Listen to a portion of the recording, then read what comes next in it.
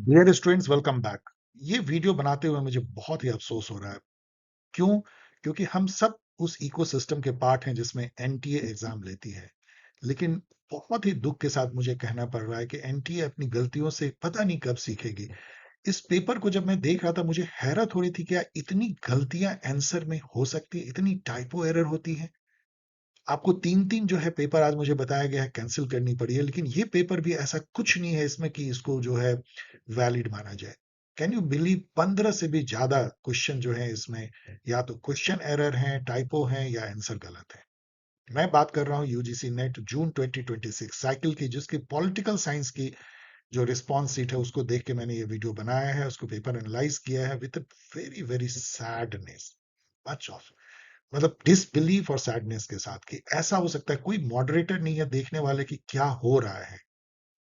तो चलिए dear student, इस शुरुआत करते हैं जिसमें कि 15 क्वेश्चन मेरे हिसाब से तो बिल्कुल ही चैलेंज करने लायक हैं। आई होप कि एनटीए खुद इस पे कोई एक्शन लेगी और स्टूडेंट से पैसा लेकर के चैलेंज नहीं करवाई, क्योंकि इतने सारे क्वेश्चन का चैलेंज करने का कोई मतलब नहीं है। Let us begin. यदि आप फाउंडेशन बैच ज्वाइन करना चाहते हैं जिसकी जस्ट शुरुआत हुई है, this is the best time to join.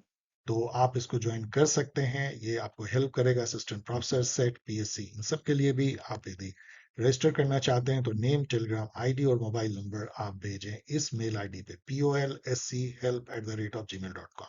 ये लिंक आपको जो है मतलब ये मेल आईडी आपको जो डिस्क्रिप्शन बॉक्स है उसमें भी मिलेगी। चलिए, 51 क्वेश्चन आपको पता होगा कि 1 to 50 क्वेश्चन तो एप्टीट्यूड टेस्ट के हैं, उसको भी लेकर के एक वीडियो में आएंगे। 51 से पॉल साइंस स्टार्ट होता है, 51 to 150। फर्स्ट क्वेश्चन आपके स्क्रीन पे है। ये क्वेश्चन आईडी मैंने दे दिया है जिससे कि आप चैलेंज करें तो या आंसर देखें। ऑफिशियल थोड़ा छोटा है लेकिन आप इसको देख सकते हैं। Arrange the following the different school of thought as per their origin. इस टाइप के क्वेश्चन इसमें पूरे भरे हुए हैं, मतलब क्रोनोलॉजिकल, लेकिन अच्छे क्वेश्चन पूछे गए हैं। ऐसा नहीं है कि बहुत अरबिट है।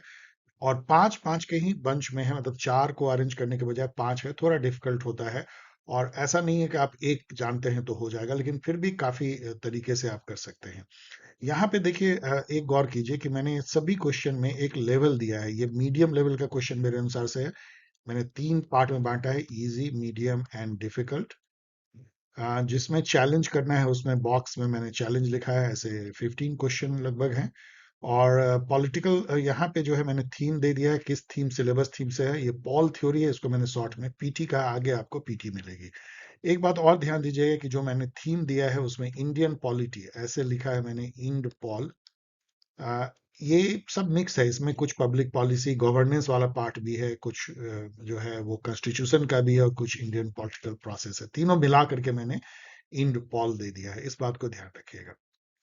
अब यहाँ पे यदि हम देखें कि ये इसको अरेंज करने के लिए, तो जो यूटिलिटेरियन स्कूल जो है आपको पता है बेंथम के साथ है। साइकोलॉजिकल स्कूल यदि हम ग्राहम वालास देखें, 1908 सब में बुक लिखा था, वहां से शुरुआत होती है जो जो ह्यूमन नेचर के बारे में। जहाँ कॉन्ट्रेक्चुअल स्कूल सबसे पहले होगा, क्योंकि ये तो लॉक हॉब्स, ये तो हॉब्स की तो आप समझ सकते हैं 1500 सम, सॉरी 1650 के आसपास की है। उसके बाद लॉक का 1680s में। तो कॉन्ट्रेक्चुअल से इन सब में आप देखिएगा, आइडियलिस्ट जो है यहाँ पे अब एक बहुत ही कंफ्यूजन है। यदि आप ले प्लाटो को आइडियलिस्ट स्कूल, तब तो मतलब कि ये बहुत पुराना हो जाएगा। लेकिन जब यहाँ पे आप देख रहे हैं कि सारे मॉडर्न काल के हैं, तो आप यहाँ पे टीएच ग्रीन जो है, बैसन क्वेट एंड बर्कर, इन सबको, इमैनुअल कांत, इन सबको आप जो है आइडियलिस्ट स्कूल, या हीगल, इसको आप दे सकते हैं। और मार्क्सियन स्कूल ऑफ थॉट तो ठीक है, मार्क्स के साथ होगा। यदि हम देखें तो इसमें सबसे पहले जो आएगी वो कॉन्ट्रेक्चुअल स्कूल है, सी से मतलब स्टार्ट होनी होनी है।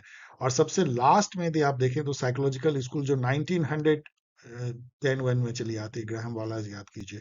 तो यदि इन दोनों को हम देखें तो सी से शुरुआत होनी चाहिए, और बीच में कुछ भी हो, और अंत होनी चाहिए साइकोलॉजिकल बी से।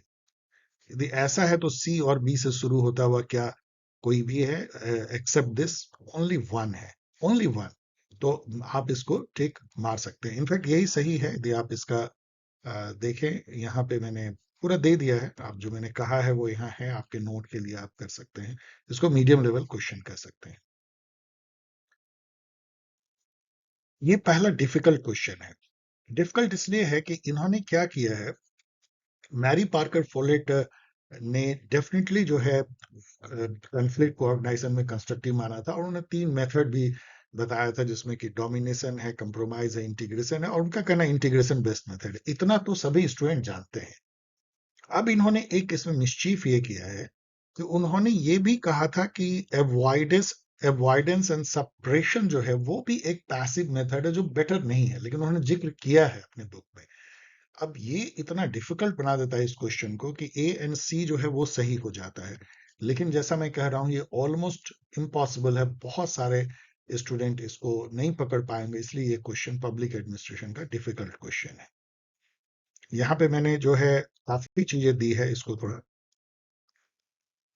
पढ़ लेना, इससे आपको फायदा होगा। ये क्वेश्चन काफी आसान है, लेकिन इन्होंने गलती किया है। ये फर्स्ट क्वेश्चन है जहां पे कि इन्होंने एरर किया है, और इसको चैलेंज करना चाहिए। ये तो बहुत सिंपल था कि system theory we all know कि हम डेविड ईस्टन से मिला देंगे, स्ट्रक्चर और फंक्शनल को हम अल्बर्ट पावल से मिला देंगे, साइबरनेटिक को Karl Deutsch, nerve of the government याद रखिए, पॉलिटिकल कल्चर सिविक कल्चर याद रखिए, Sidney Verba and Albert Albert and Sidney Verba. लेकिन आप कोई भी ऐसा मैच कुछ अब मतलब सही मैच है तो नहीं, ऐसा है एक मैच सही है। ए का जो है 3 होगा और बी का 1 होगा, तो ए का 3 और बी का 1 और सी का जो है 4 होगा, तो ये इसमें सही होना चाहिए था। लेकिन इन्होंने क्या किया है, गलती क्या किया है, इन्होंने ए का यहाँ पे देखिए ऑफिशियल आंसर इन्होंने ए का 2 दे दिया है, मतलब सिस्टम थ्योरी सिडनी बर्बा दे दिया है, और बी का 3 दे दिया है, कुछ उल्टा सीधा दिया है इन्होंने। तो इसको आप बिल्कुल जो है चैलेंज कर सकते हैं। ओए का मतलब है ऑफिशियल आंसर, ध्यान रखिएगा, जो कि रॉन्ग है। ओके, तो आप इसको चैलेंज करें। अब यहाँ पे ना स्टूडेंट एक बहुत परेशान होते हैं कि सर चैलेंज करें तो हमें सोर्स क्या चाहिए। आप इंटरनेट पे आप जो मल्टीपल साइट है, आप गूगल पे दीजिए, आप चैट जीपीटी इन सब में दीजिए, वहां तो आपको सोर्स नहीं बताते हैं, लेकिन आप इंटरनेट पे दीजिएगा, कई जो है वो साइट से आपको वो दे देगा, एआई वाली छोड़ दीजिएगा, और वहां से आप दे सकते हैं। इसके अलावा आप लिख सकते हैं कि इंटरनेट पे ऑनलाइन बुक्स में एकदम ये कॉमन फैक्ट है कि system theory goes with system theory और स्ट्रक्चरल फंक्शन में तो इशू, हाँ यहाँ सिस्टम थ्योरी में भी इशू है, तो आप कह सकते हैं ईस्टर्न के साथ जाती है, स्ट्रक्चरल फंक्शन एलिमेंट के साथ। आप लिख भी सकते हैं इसको कि मल्टीपल साइट पे है, आप एनटीए इसको चेक कर सकते हैं। ये बैक टू बैक जो है एक ऐसा क्वेश्चन है जिसको चैलेंज किया जाना चाहिए। ये बहुत फैक्चुअल है, आसान क्वेश्चन है, मैं इजी लेवल में बोल रहा हूँ। इंडियन पॉलिटी का, इसमें डिफरेंट पॉलिटिकल पार्टी हैं और कब उसकी स्थापना हुई है, बहुत घिसा पिटा क्वेश्चन होता है। ये मैच करना था। शिवसेना जो है उसकी स्थापना 1966 में बालट साहेब ठाकरे ने की थी। अब एक ही ऑप्शन है जो ए का 3, और कोई ऑप्शन है ही नहीं, तो यही सही हो सकता है, बाकी आपको देखने की भी जरूरत नहीं। और ऑफिशियल आंसर ए का 4 दिया है, 1982। तो ये जो है बिल्कुल ही गलत है। 1982 में इसकी स्थापना नहीं हुई है, 1966 में हुई है, इसलिए आप इसको बिल्कुल चैलेंज कर सकते हैं। यहाँ पे आके मुझे अफसोस होने लगा था कि क्या एनटीए कहाँ जा रही है। मैंने अपने ट्वीट में भी कहा गया है, मर्ज बढ़ती गई ज्यों ज्यों दवा की। मतलब नीट एग्जाम के बाद तो इनको, और इतनी बड़ी आंदोलन के बाद तो थोड़ा सुधरना चाहिए था। कोई तो एक मॉडरेटर हो, क्या पेपर सेटर पे सब डाल देना। आज मैं एक न्यूज देख रहा था कि कॉमर्स और सोशियोलॉजी और इंग्लिश के पेपर जो है कैंसिल हुए हैं, और उस पे ब्लेम जो है एनटीए कर रहा है पेपर सेटर की है। तो पेपर सेटर क्या, आपको पता होना चाहिए डियर स्टूडेंट कि पेपर सेटर केवल अपने हिस्से का थोड़ा सा सेट करता है। एक मॉडरेटर होता है जो सबको मिक्स मैच करता है, देखता है कि पेपर में कोई गलती तो नहीं है। यहाँ कोई मॉडरेशन नहीं होती है, कोई मतलब there is no check. Setter is no one. Setter ऐसा कोई नहीं होता है कि आपको एक पूरा सेट बना के एक आदमी दे देगा। हर हर व्यक्ति को कुछ क्वेश्चन ही देने होते हैं। There is definitely a big big problem in NTA. I hope कि एनटीए उसको जल्दी सुधारेगा, डेफिनेटली सुधारने की कोशिश कर रहा होगा, करना चाहिए। नेक्स्ट क्वेश्चन देखिए, which one of the following chief ministers resign as a consequence of report submitted by Lokayukta. अब देखिए लोकायुक्त आपको पता है महाराष्ट्र से शुरुआत हुई थी। अब ये क्वेश्चन बहुत टफ हो जाता है, वैसे जिस समय में हुई होगी उस समय काफी न्यूज में आई होगी, लेकिन अभी पूछना ये बहुत पहले की बात है, तो इसीलिए मैं इसको डिफिकल्ट क्वेश्चन कर रहा हूँ। ये जो है बीएस येदियुरप्पा जो आज भी ही इज अराउंड, मतलब अभी उन्होंने कोई पॉलिटिक्स से संन्यास नहीं लिया, अभी हाल हाल तक कुछ साल पहले तक वो चीफ मिनिस्टर थे भारतीय जनता पार्टी के, और वो जो है लोकायुक्ता में कुछ करप्शन के चार्जेस के बेसिस पे उन्होंने रिजाइन किया था। Difficult question.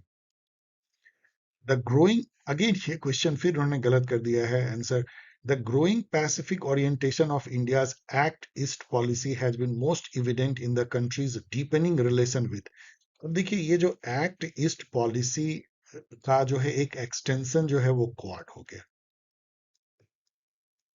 और क्वाड जो है अम, उसमें आपको पता है कि यूएसए, जापान, ऑस्ट्रेलिया है। तो एक्ट ईस्ट पॉलिसी में अब यहाँ पे है कि किसके साथ जो है हमारा रिलेशन डिपेंड हुआ है, जो पैसिफिक ओरिएंटेशन, पैसिफिक में मतलब पैसिफिक ओशन में हम चले गए हैं, इंडो पैसिफिक, तो पैसिफिक की तरफ चले गए हैं। ये सीधा क्वाड को इंडिकेट करता है, क्योंकि फ्री एंड ओपन पैसिफिक इसी बेसिस पे क्वाड बना था, और उसमें इंडिया का जो पार्टनर होते हैं वो यूएसए, जापान, ऑस्ट्रेलिया होते हैं। इसलिए इनका सही आंसर होना चाहिए ए बी सी, ना कि बी सी, जो कि ऑफिशियल आंसर है। आपको चैलेंज करना चाहिए, जो लॉजिक मैंने दिया उतना लिख भी दोगे भी जो ये होगा। ये इजी क्वेश्चन है, लेकिन इन्होंने गलत किया है। ये मैंने दे भी दिया है, आप इसको लिख भी सकते हो, ये आप ऐसे अपने चैलेंज में।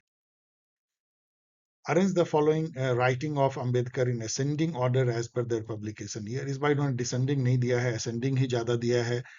ये क्वेश्चन डिफिकल्ट है, क्योंकि ये याद रखना कि हाँ कब कब लिखा है इन्होंने बहुत आसान नहीं है। लेकिन यदि आप एक इसमें से कल याद रखो कि बुद्धा एंड हिज धम्मा, मैं ऐसे याद रखता हूँ कि ये सबसे इनकी बाद की थी। और इनकी जो इन्होंने जो रुपीस पे लिखा था और जो कास्ट पे लिखा था वो सब काफी पहले की बुक है। इस तरीके से मैं थोड़ा याद रखता हूँ। तो बुद्ध, और ये भी हमेशा मुझे याद रहता है 1936 की है।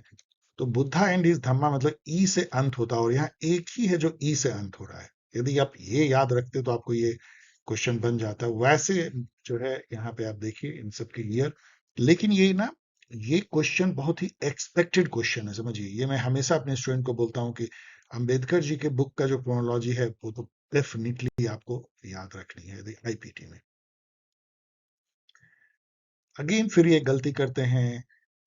यहाँ पे क्या था कि इन सब को अरेंज करना है क्रोनोलॉजिकली। बहुत ही आसान क्वेश्चन होता है आईआर का। इसको मैं रख सकता हूँ मीडियम लेवल में। थोड़ा सा इसमें दिक्कत हो सकती है, गल्फ कोऑपरेशन काउंसिल को लेके दिक्कत हो सकती है, क्योंकि जीसीसी जो है 1981 इस सब में है, आपको पता नहीं भी हो सकता है। लेकिन इन सब में यदि आप देखोगे कि सबसे लेटेस्ट ऑर्गेनाइजेशन क्या है, संघाई कोऑपरेशन ऑर्गेनाइजेशन 2001 में आती है। मुझे नहीं लगता उसके बाद का कोई भी इसमें।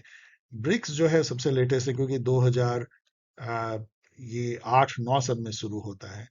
तो इसको हम कह सकते हैं कि इससे बाद में तो कोई इसमें से नहीं हुआ होगा। तो ए से अंत होता हुआ 3-3 है। और शुरुआत जो है, यदि हम ये ले लें कि ग्रुप ऑफ 8 को यदि हम G7 ले लें, जब G7 बनी थी, बाद में रसिया जुड़ने से G8 हुआ था। ये तो 1975 में लाइब्रेरी ग्रुप कहते थे, वहां से शुरुआत हुई थी। यदि उससे ले लें तो बी से शुरुआत होनी चाहिए। तो सही मायने में देखो तो यदि हम इसको हम G7 ले लें, तो फिर बी के बाद बी गल्फ कॉपरेशन काउंसिल 81 सब में, फिर सी बिम्स्टेक 97 में, ई जो है 2001 में, और ब्रिक्स। तो ये ज्यादा सही लगता है। लेकिन इन्होंने जो दिया है ये सी से इन्होंने शुरू किया है, बिम्स्टेक जो जो किसी भी हाल में नहीं मिलेगा, क्योंकि सी से पहले तो ये डी है, गल्फ कोऑपरेशन काउंसिल है। ये तो बिल्कुल ही गलत है। तो इसलिए इसको तो आप सीधा फैक्चुअल चैलेंज कर सकते हो, चाहे वो G7 को कुछ भी ले। अब यहाँ पे देखो कि मैंने G7 को 75 लिया है, लेकिन यदि आप इस टाइप से लेना शुरू कर दो कि G7 G8 हम तब लेंगे जबकि रसिया इसमें शामिल हुआ है, तो शायद 1997 में शामिल हुआ है। यदि आप वो ले भी लो तब भी वो हो सकता है कि बिम्स्टेक के ठीक पहले हुआ हो, बिम्स्टेक के ठीक बाद हुआ हो। मतलब कुछ भी बनेगा नहीं, और ये ऑफिशियल आंसर तो बिल्कुल ही गलत है। इसलिए आप इसको चैलेंज। नेक्स्ट क्वेश्चन, दो क्वेश्चन इस स्लाइड में है। Which one of the following is credited with the view that any task is done best by those whose rights and interest are immediately involve. अब ये क्वेश्चन हु सेड, ये इतना आसान नहीं है, ये है थोड़ा डिफिकल्ट। लेकिन यदि आप इसको देखोगे इसमें से, तो प्लेटो इस टाइप का नहीं कर सकते। उस समय में राइट्स एंड इंटरेस्ट की बात नहीं होती है। हॉब्स जो है इंडिविजुअल राइट इंटरेस्ट पे उतना ज्यादा तो फोकस करते नहीं है, माओ जेदांग तो बिल्कुल नहीं करेंगे। तो एक ही बचता है और यही सही आंसर है, जेएस मिल। तो आप इसको गेस कर सकते हैं जैसे मैंने गेस किया है, और इसका ये सही आंसर भी है।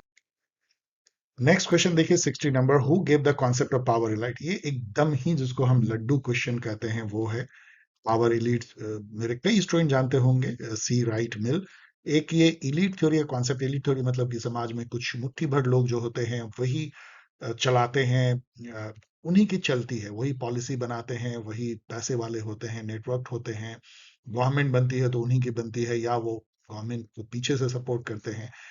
ये सी राइट मिल ने कहा था कि अमेरिकन पॉलिटिक्स के कॉन्टेक्स्ट में देखें तो तीन जो है ना ग्रुप, वो पावर इलीट हैं। एक में तो पॉलिटिशियन आएंगे, दूसरे में बिजनेसमैन हैं कॉरपोरेट, और तीसरे मिलिट्री। वहां की मिलिट्री एस्टेब्लिशमेंट काफी स्ट्रांग है, क्योंकि वो तो पूरी दुनिया को आर्म सप्लाई करते हैं ना। ये तीनों जो है पावर इलीट बनते हैं। यहाँ जेम्स बर्नहम हैं, जो मैनेजरियल रिवॉल्यूशन के लिए जाने जाते हैं, मतलब मैनेजरियलिज्म, हर जगह मैनेजर मैनेजर मैनेजर।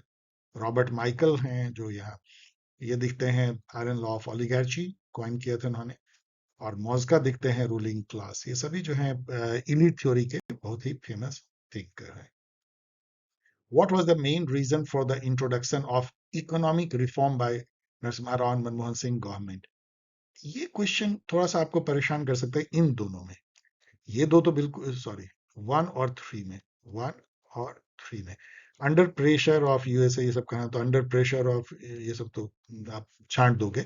लेकिन आप सोचोगे क्या आईएमएफ और वर्ल्ड बैंक ने हमें आर्म ट्विस्ट करके किया था स्ट्रक्चरल एडजस्टमेंट प्रोग्राम? वो भी सत्य ही है एक तरह से, क्योंकि पूरी दुनिया में नियो लिबरलिज्म के तहत जो वॉशिंगटन कंसेंसस के तहत जो पॉलिसी थी उसको लागू करने में वर्ल्ड बैंक और आईएमएफ एक तरह से ट्विस्ट करते थे कि हमसे यदि लोन लोगे तो तुम्हें ये करना होगा। और ये भी था कि हमारी उस समय में जो है क्रिटिकल स्टेट थी इंडियन इकोनॉमी की, हमें गोल्ड जो है गिरवी तक रखना पड़ा था, फॉरेन एक्सचेंज की कमी हो गई थी, इंटरनल नहीं लेकिन एक्सटर्नल, जैसे श्रीलंका को ही थी परेशानी। तो लेकिन आप सोचोगे वन दें थ्री दें, इसलिए ये क्वेश्चन मीडियम लेवल का है। लेकिन इसका जो ऑफिशियल आंसर है क्रिटिकल स्टेट, और मुझे लगता है ये ज्यादा सही आंसर भी है। W H Morris Jones has term the Indian constitution as. तो ये एक ना घिसा पीटा क्वेश्चन अब हो गया है। मॉरिस जॉन्स ने जो है इंडियन कॉन्स्टिट्यूशन को एक बार्गेनिंग फेडरलिज्म कहा था। केसी वेयर ने जो है सेमी क्वाजाई फेडरल कॉन्स्टिट्यूशन कहा था। तो ये सब बहुत ही फेमस हो गया है। तो ये बार्गेनिंग बार्गेनिंग फेडरलिज्म का मतलब क्या होता है, अभी भी वो दिख रहा है। मतलब फेडरलिज्म में सेंटर और स्टेट होते हैं, दो लेवल के गवर्नमेंट, उनके बीच में बार्गेनिंग चलती है। कई बार देखोगे बीजू जनता दल जब थे, नवीन पटनायक, तो वो हम आपको सपोर्ट कर देंगे, आप हमको इतना फंड दे दो। अभी भी चंद्रबाबू नायडू जो है वो गवर्नमेंट को सपोर्ट कर रहे हैं और काफी सारे फंड और बहुत सारे फैसिलिटी वो आंध्र प्रदेश के लिए ले रहे हैं। That is called a bargaining federalism, state bargain with centre. Medium level question 63 देखो, arrange the following in A sequence that conceptually present the ever evolving concept of Marxism. और मार्क्सिज्म के अंदर में जो डिफरेंट स्ट्रीम है उसकी chronology है। यदि आप देखोगे तो क्रिटिकल थ्योरी तो बहुत बाद में आई है। क्रिटिकल थ्योरी जो नियो मार्क्सिज्म है, फ्रैंकफर्ट स्कूल से भी काफी मिलती जुलती है, जिसमें रॉबर्ट कॉक्स उस टाइप के थिंकर जो है। तो ए से तो अंत होगा और यूटोपियन सोशलिज्म से शुरू होगा, तो बी से स्टार्ट और ए से अंत। तो बी ए यदि आप देखोगे तो बी ए, बस एक ही है बी ए, और कोई है ही नहीं। बीच में क्या है आपको मतलब भी नहीं है। बीच में पहले जो है ऑफ कोर्स साइंटिफिक सोशलिज्म आएगा जो मार्क्स का है, स्ट्रक्चरल मार्क्सिज्म जो है लुई अल्थुजर एंड निकोलस पोलेंजा, ये सब जो है उसके बाद आई है, मार्क्स के बाद। तो ये इजी है मेरे हिसाब से। पीटी मतलब political theory, the ideology which is based on taking things slowly and carefully on the ground that it is better to do a little good thing than lot of them। यही तो है conservatism का एक definition है मेरे हिसाब से। ये इजी है पॉलिटिकल थ्योरी का क्वेश्चन। मतलब piecemeal change, small change, gradual change. इसको अगेन जो है आईआर के इवेंट है, वेरी फेमस इवेंट है, इसको अरेंज करना है। मैं तो आगे दे दूंगा डेट, यहाँ पे आपको आ जाएगी। अब अभी आपको इसलिए मैंने नहीं दिया है कि आप देख लो, अपने से कर सकते हो। अब इसमें यदि आप देखोगे जर्मन यूनिफिकेशन 1990 में होती है, इसके बाद तो कोई इसमें से हुआ नहीं है। सब उसके पहले की है, तो डी से जो है अंत होगा। अब यहाँ पे 3 लगा दो, शुरुआत किससे होगी? सुएज क्राइसिस 56 में होती है, 56 में बर्लिन बर्लिन क्राइसिस जो है, बर्लिन एयरलिफ्ट भी बोलते हैं 1948 में, तो ए से पहले कोई नहीं है। क्यूबन मिसाइल क्राइसिस 62 की है, 1960 कोरियन क्राइसिस 53 की है। सब आपको पढ़ाते हुए मुझे याद हो गया, मैंने कोई याद किया नहीं है। तो यदि हम देखें तो डी से अंत और ए से शुरुआत, तो ए डी। अब ए डी यदि हम देखें तो दो है, ये भी है ये भी है, तो इससे तो काम चला नहीं। अब यहाँ पे देखो क्या है, यहाँ पे है ई बी और यहाँ पे है बीई, तो हमको ई बी बी और ई को देखनी है, स्वेज और क्यूबन। कोई भी बोलेगा कि स्वेज पहले हुआ है तो बीई हुआ है, जबकि यहाँ ई बी है तो ये खत्म हो गया, और बीई है तो सही हो गया। This way you should tackle, सब जानने की जरूरत नहीं है, वैसे मैंने यहाँ दे दिया है। 66 देखिए, hierarchy of need theory, X and Y, hygiene theory, Maslow की हायरार्की ऑफ नीड थ्योरी, ये सब सब मोटिवेशन की थ्योरी है बाय डेफिनेशन, तो ये तो बहुत आसान है। और ये पब्लिक एडमिनिस्ट्रेशन का क्वेश्चन है। द अमेरि अब अगेन एक फॉल्टर करते हैं, मतलब थोड़ा सा ठीक चले और फिर टेढ़ी चाल। So the American struggle was indeed a revolution, perhaps history's only complete revolution, for it alone ended with a new foundation of liberty instead of tyranny that came with other revolution. ये other revolution French revolution को कह रही हैं हाना aren't. ये इन्होंने एक book लिखा था ऑन रिवॉल्यूशन, उसमें उन्होंने अमेरिकन और फ्रेंच रिवॉल्यूशन की तुलना की थी। उनका ये कहना था कि अमेरिकन रिवॉल्यूशन एक पॉलिटिकल क्वेश्चन को सॉल्व कर रहा था, इसलिए वो सक्सेसफुल रहा।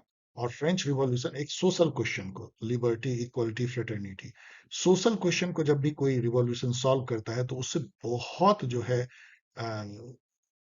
त्रासदी होती है, मतलब बहुत जो है लोगों को परेशानी होती है, बहुत अपहीवल क्रिएट होता है।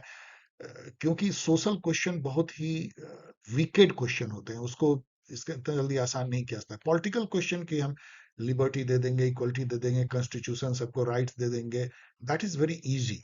तो वो अमेरिकन रिवॉल्यूशन ने किया, इसलिए वो शांति से हुआ, कोई उसमें मतलब समझिए टिरेनी नहीं हुई या कोई आतंक नहीं हुआ या लोग मरे नहीं। जबकि फ्रेंच रिवॉल्यूशन के बाद आपको पता है रेन ऑफ टेरर हुआ, लाखों लोग मारे गए, और कई मतलब 100 साल से भी ज्यादा फ्रांस जो है वो रिवॉल्यूशन के दौर में रहा, because it try to solve the social problem which is never easy to tackle. ये सारी बातें ऑन रिवॉल्यूशन में आना आरेंट कहती है। तो इसका सही तो जवाब आना आरेंट होगा। इन्होंने थेडा इसको पोल दे दिया है, जिन्होंने कंपैरिजन तो किया था, लेकिन चाइनीज, रशियन और फ्रेंच रिवॉल्यूशन में किया था आई थिंक। तो इसलिए ये तो बिल्कुल गलत आंसर है, आप इसको चैलेंज कर सकते हैं इंटरनेट पे, फिर अगेन वही सोर्स देख करके और दे दीजिए। यहाँ मैंने दे भी दिया, जो मैं कह रहा हूँ यहाँ पे मैंने लिख दिया है। अगेन ये जो है इंडिया चाइना के जो रिश्तों में जो कुछ इवेंट हुई है, कंफ्लिक्ट हुआ है, उसको अरेंज करना है। अभी यदि आप देखो तो गलवान जो है 2020 में होती है, इससे बाद में तो उसमें कोई हुई नहीं है। तो आप सी से अंत कर दो, 3 डॉट यहाँ बिठा दो, और कौन शुरुआत कहाँ से होगी? पंसील 1954 में होती है, उसके बाद ही तो कोई भी इसमें से हुआ है। तो आप बी से स्टार्ट करो, तो बी सी कितने में है? Wow, only one. तो आपको सोचना भी नहीं है, टिक कर सकते हो। इसलिए मीडियम लेवल का आईआर का क्वेश्चन है, यहाँ पे मैंने सब दे दिया है। As per human development index developed by UNDP, Mahbubul Haq को याद करो, अमृत्य सेन भी इसमें थे। Which state of Indian union is most developed state? इसमें आप ना गेस ऑलवेज कर सकते हो, केरला ह्यूमन डेवलपमेंट या ह्यूमन डेवलपमेंट इंडेक्स में, सोशल इंडेक्स में, हेल्थ, एजुकेशन सब में काफी आगे रहता है। यही इसका ऑफिशियल आंसर भी है, इजी। अब ये जो एक्ट को जो क्रोनोलॉजिकली करना है, ये भी मैं अपने स्टूडेंट को हमेशा कहता हूँ कि ये बहुत ही यूजुअल क्वेश्चन है। अभी इन्होंने क्या किया है कि जितने भी नेशनल सिक्योरिटी से रिलेटेड एंटी टेररिज्म एक्ट है वो लिया है, या वुमेन से रिलेटेड एक्ट ले सकते हैं, एससी एसटी से ले सकते हैं, करप्शन से रिलेटेड ले सकते हैं। इन सब का क्रोनोलॉजी आपको जानना चाहिए, और ये आसान नहीं है। लेकिन इसमें बहुत आसान है, क्योंकि आप देखो आधार जो है 2016 में आती है, ये मुझे याद है, आपको तो आपको भी याद हो गया होगा। नरेगा 2005 में आती है, NREGA freedom of information act जो है ये आरटीआई के पहले आई थी, 2002-3 में आई थी। और ये तो ट्रिपल तलाक वाली है मुस्लिम वुमेन, तो ये तो बहुत बाद में आई है, वो पता है 2019 के बाद आई है। तो आप कुछ रख लीजिए, 2019-20 रख लीजिए। और ये नेशनल फूड एनएफएसए जो है वो 2013 में आई थी, यूपीए गवर्नमेंट की कुछ लास्ट सुधार में से एक थी। तो इसको हम देखें तो मैंने सब कुछ दे दिया है, तो आप देख सकते हो कि मुस्लिम वुमेन ट्रिपल तलाक के बाद तो कोई आई नहीं है, तो इसको आप सबसे बाद में रख लो। और फिर यहाँ पे 3 ब्लैंक डालो बीच में, और शुरुआत किससे होगी इन सब में? सबसे पहले आप देख सकते हो फ्रीडम, सी से शुरुआत हो, सी बी कोई, देखो C B, only one. Wow, यहाँ पे मैंने सारा दे दिया है। Which one of the following is not a variant of international liberalism? ये क्वेश्चन पहले से भी एक दो बार पूछा है इन्होंने।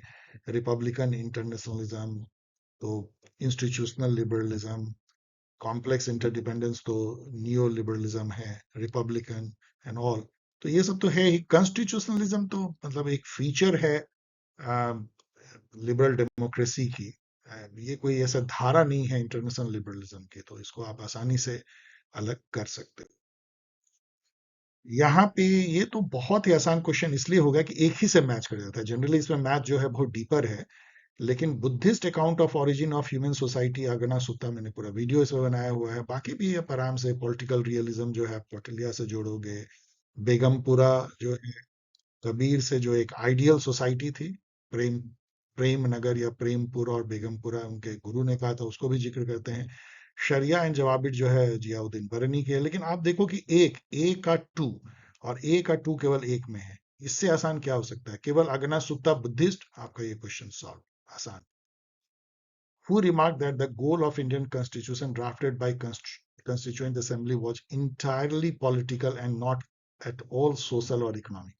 मतलब सोशियो इकोनॉमिक प्रॉब्लम को सॉल्व करने के बजाय ये केवल पॉलिटिकल है। मतलब जो हाना आरेंट बोल रही है वो है, तो एक तरह से अच्छा है। हाना आरेंट बोलेंगे इंडिया ने बुद्धिमानी किया कि वो पॉलिटिकल क्वेश्चन को सॉल्व कर रहे हैं अपने कॉन्स्टिट्यूशन, ना कि सोशल। नहीं तो वो फ्रेंच रिवॉल्यूशन जैसा यहाँ भी मारपीट होती और समाज जो है बहुत ही परेशान होता। लेकिन ये कहा किसने? ये वेरी वेरी डिफिकल्ट है, ये केटी शाह ने कहा है।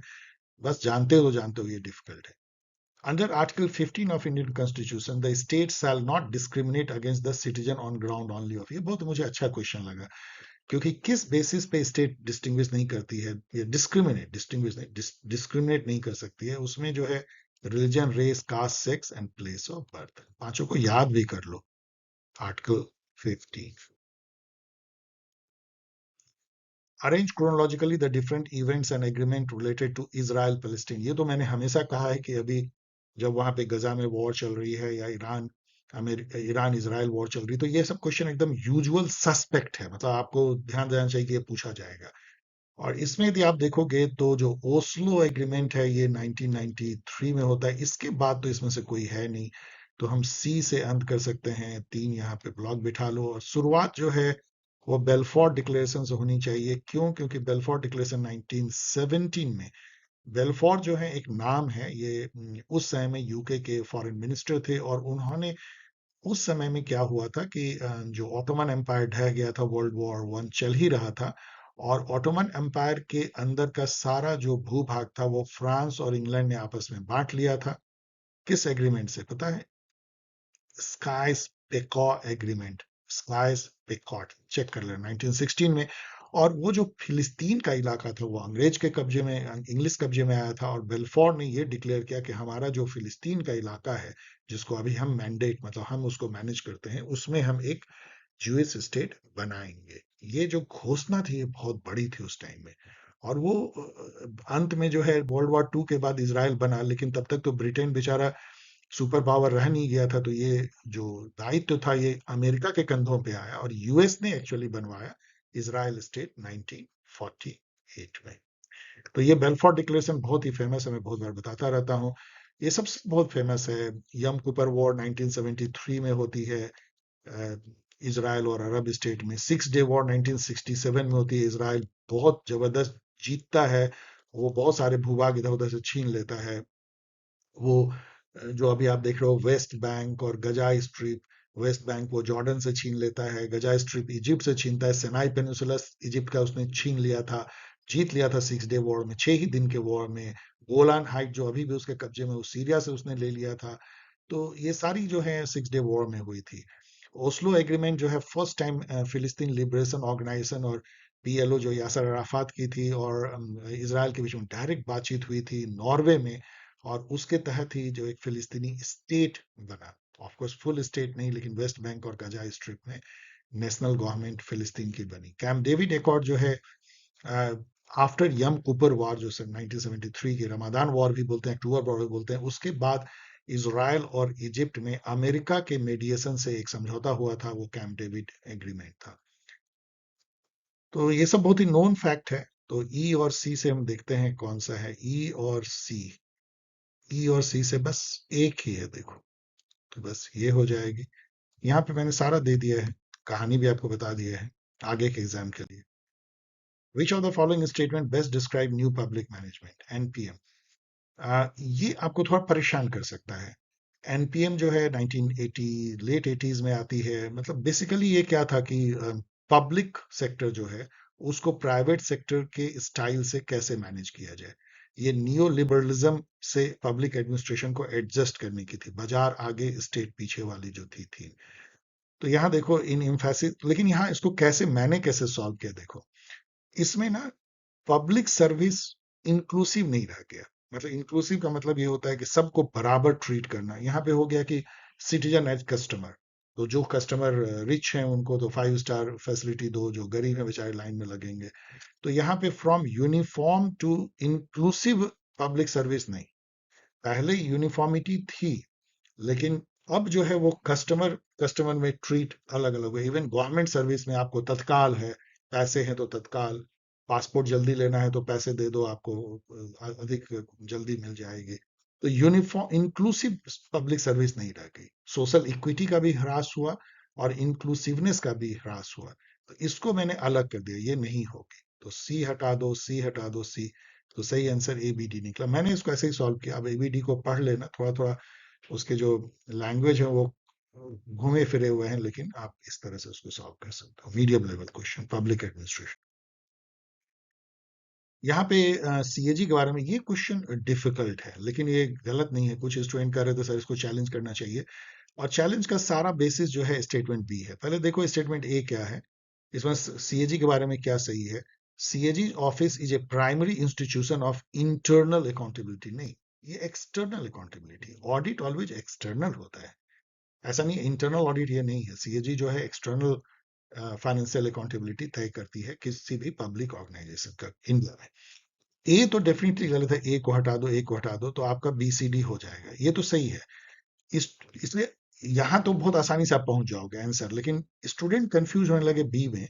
The CAG does not derive any independent mandate directly from the constitution. अब इसमें उनका कहना था कि जो आर्टिकल 148 है वो तो सीधा बताती है, 149 भी बताती है, ये सब आर्टिकल तो है ही 151 तक सीएजी के बारे में, तो उसको तो सीधा कॉन्स्टिट्यूशनल मैंडेट है, वो कॉन्स्टिट्यूशनल बॉडी है। लेकिन जरा लैंग्वेज देखो, यहाँ मैंने लैंग्वेज दे दिया है, duties and power of CAG. इसमें साफ कहता है कि ये सब की ब्ला ब्ला ब्ला है, और एज में बी प्रिस्क्राइब बाय और under any law made by parliament. मतलब इन्होंने, कॉन्स्टिट्यूशन ने ये नहीं कहा है कि सीएजी क्या करेगी। सीएजी वो करेगी जो कि जो पार्लियामेंट बाय लॉ कहेगी, और एक कानून बनाया गया सीएजी क्या क्या करेगी, किसका किसका ऑडिट करेगी एंड ऑल। तो इसीलिए ये क्वेश्चन बहुत ही डीपर है कि CAG does not derive any independent mandate directly from. Independent mandate का होता है कॉन्स्टिट्यूशन में लिखा होता है कि सीएजी ये सब करेगी, ऐसा नहीं। कॉन्स्टिट्यूशन केवल ये कहता है कि वो वही करेगी जो कानून बनाएगी, पार्लियामेंट बाय लॉ जो बनाया गया है। इसके चलते बी स्टेटमेंट सही है। Don't challenge it. Arrange the following case chronologically. ये बहुत ही आसान है, बहुत स्टूडेंट जानते हैं इसको अरेंज करना। देखो इसमें जो है मिनर्वा मिल जो है 1980 में होती है, और इंदिरा स्वानी जो है क्रीमी लेयर केस कहते हैं इसको 1992 में। तो इसके बाद तो कोई नहीं, गोलकनाथ तो 60s की है। तो बी से अंत होगा, यहाँ दो ब्लैंक होंगे, और बी तो अंत हो गया, शुरुआत गोलकनाथ से होगी 1967। तो ए बी, तो ए बी जो है केवल एक है, आप देख सकते हो। तो यही सही है इसका। वैसे मैंने यहाँ पूरा डेट देख लिया है, देख लो। केशवानंदा भारती तो बेसिक स्ट्रक्चर डॉक्ट्राइन लेकर के आते हैं, गोलकनाथ केस बहुत फेमस, अभी मैं डिस्कस नहीं कर रहा हूँ, ये क्रीमी लेयर केस है। The positive role of political party in India could be understood as, अभी लैंग्वेज प्ले है, सिक्योरिटी टू पीपल थोड़ी देती है, informing the political opinion, influence the government. Influence the government क्या है? ये तो कोई प्रेशर ग्रुप थोड़ी है पॉलिटिकल पार्टी, ये सीधा गवर्नमेंट बनाती है। Observation of transformation in the rest, ये तो उसको मतलब ही नहीं है, तो एक ही बच जाता है, consolidation and expansion of democracy. अभी आप देखो सीजेपी जो है एक कॉकरोच जनता पार्टी, यदि वो एक पॉलिटिकल पार्टी बनाती है तो अगेन पीपल को चॉइस मिलता है, एक्सपेंशन होता है डेमोक्रेसी का, नई नई पार्टियां आनी चाहिए। अब अगेन जो है ये जो पब्लिकेशंस हैं, बुक हैं, मतलब पब्लिकेशन बुक, उसको क्रोनोलॉजिकल अरेंज करना है, ये आसान होना चाहिए। देखो प्रिंस जो है 1530s की ये सब बुक है, या हो सकता है उससे भी पहले ले लो, मैकियावेली की 1520-30 ऐसे। सब्जेक्शन ऑफ वुमेन जो है, मुझे याद आपके वो आपको पढ़ाते पढ़ाते हो गया 1969। रिचर्ड ऑफ द अर्थ जो है, ये सब 1960-70s की होगी बुक, क्योंकि ये फ्रेंच फैनन ने लिखा है। फिलॉसफी ऑफ राइट जो है 1821 की बुक है। और 18 बुमराह जो है कुछ भी होगा 1800 समथिंग होगा मान लो, ये इसके पहले तो है ही, 1869 के पहले तो होगी। ऐसे में यदि देखो तो सबसे बाद की बुक कौन सी है? रिचर्ड ऑफ द अर्थ से तो कोई बाद में होगा नहीं, तो बी से यहाँ अंत होगा, यहाँ 3 ले लो। शुरुआत प्रिंस से पहले तो कुछ है नहीं, तो डी बी देखो, डी बी, तो डी बी 2 है। तो अब इन दोनों में हमको देखना है। अब यहाँ पे देखो, तो यहाँ देखो तो ई ए है, और ये जो है ए ई है, तो हम ई ए पे चलते हैं। ई जो है वो सब्जेक्शन ऑफ वुमेन है, और ए है फिलोसफी ऑफ राइट। कोई भी बोलेगा कि पहले ए है फिर ई है, तो इसमें ई ए है तो खत्म कर दो, और इसमें जो है ए ई है, चुन लो। अब यहाँ पे मैंने सारा दे दिया है, मैं आपको टेक्निक भी बता रहा हूँ, मैं कैसे सॉल्व करता, आपको वैसे ही करना चाहिए। Which of the following statement are true relating to consumer protection act, यहाँ पे भी आपको एक एलिमिनेशन मिल जाता है। सीपीए जो है, पहले तो याद रखो कि पहली बार सीपीए जो आई थी, कंज्यूमर प्रोटेक्शन एक्ट 1986 में आई थी। बाद में जो है ये उसको बहुत ही चेंज करके मॉडिफाई करके 2019 में लाया गया, जिसमें ई कॉमर्स को इंक्लूड किया गया था। अब ये कहता है the act exclude e commerce, तो ये सीधा इसको हटा दो, तो सी को सी सी सी और आंसर मिल गया। तो सीधा मतलब एग्जैक्टली अब आप एग्जाम में तीनों स्टेटमेंट पढ़ लेना, लेकिन यही इस तरह से आप इसको निकाल सकते हो, इसलिए ये इजी हो गया। वैसे मैंने मीडियम दिया है, पढ़ लेना। Arrange the organisation institution of Indian political system in chronological order. CVC जो है वो सेटअप तो 1964 में हो गई थी, लेकिन एक्ट जो बनी है 2003 में। अब कौन सा लेंगे देखते हैं। प्लानिंग कमीशन 1950 में, और इंटर स्टेट काउंसिल 1990 में बनती है आर्टिकल 263 के तहत। नीति आयोग 2015 में। तो नीति आयोग से बाद में तो कोई इसमें हुआ नहीं है, तो डी बिठा लो यहाँ पे। और प्लानिंग कमीशन से पहले कोई हुआ नहीं है, बी। तो बी और डी का कोई है क्या? कोई है ही नहीं, कंपटीशन ही नहीं है, बी डी एक ही है। तो सीधा इसका मतलब सी ए है, तो सी इंटर स्टेट काउंसिल 90, और ए इसका मतलब इन्होंने 2003 मॉडल लिया है। ठीक है।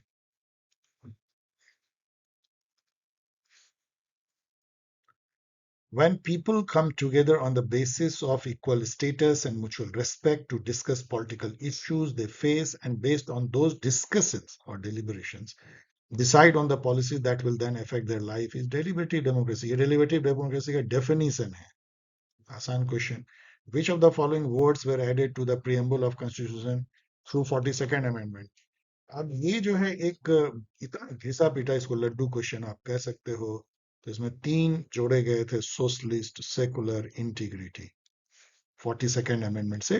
फर्स्ट एंड अभी तक लास्ट टाइम जो है प्रीएम्बल को अमेंड किया गया था, 3 वर्ड इंसर्ट किए गए। Who gave the concept of Congress system? ये सब बहुत ही घिसा पीटा लड्डू क्वेश्चन है। रजनी कोठारी, उन्होंने इस तरह इसके साथ बुक भी लिखा था या आर्टिकल लिखा था, कांग्रेस सिस्टम में। फार्म लॉ जो नवंबर 2020 में हुआ था, बाद में रिपील हो गया, रिपील का ही डेट दिया नवंबर 2020, वो उसमें क्या था? उसमें 3 कृषि कानून थे।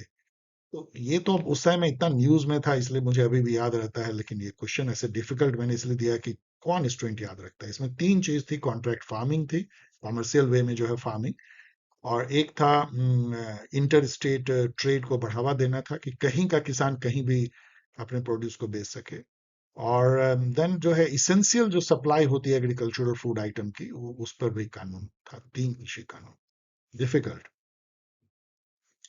Who critic that communism will not promote the harmonious articulation of city and man, city state. Rather, it undermines the integrity of the political community and precludes the proper development of the best human nature. अब देखो, ये ना आप guess कर सकते हो, मैंने guess किया कि city and man and communism क्या है? Communism of vibes and property. किसका था, याद आ गया? प्लेटो।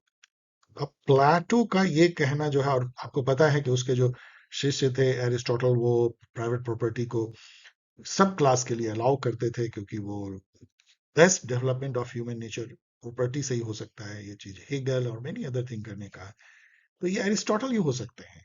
या इन सब में जो है रूसो इस तरह से प्राइवेट प्रॉपर्टी को तो बहुत ही बुरा मानते थे। माओ जेदांग कम्युनिस्ट थे, तो वो क्या मानेंगे?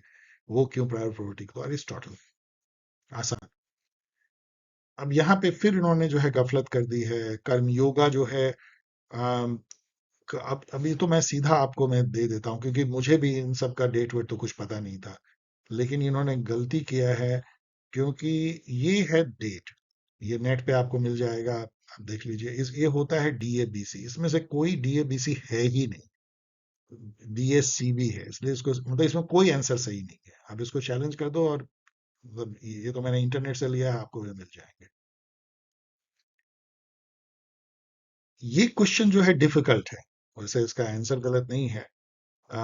क्योंकि इसमें ये कहना कि मतलब इसका जैसे मान लो, अब देखो, favour female education and higher marriage age for girls, ये तो ठीक है, कोई भी कह देगा कि ये पंडिता रमाबाई ने कहा होगा, तो डी का वन, लेकिन डी का वन से बात बनती नहीं, केवल आप 50-50 कर पाते हो, जबकि इसका सही आंसर जो है वन है।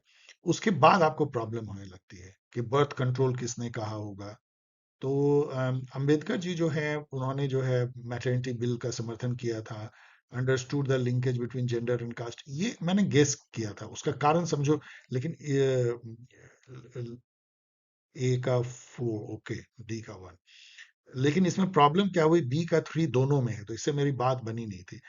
मैटरनिटी बिल एंड अदर जो भी है, वो आजादी के बाद आने लगेगी, और वो लॉ मिनिस्टर थे, तो उन्होंने हिंदू कोड बिल का अपोजिशन और मैटरनिटी बिल का समर्थन, ये सब आप सोच सकते हो कि हाँ वो लॉ मिनिस्टर थे तो इस तरह का हुआ होगा।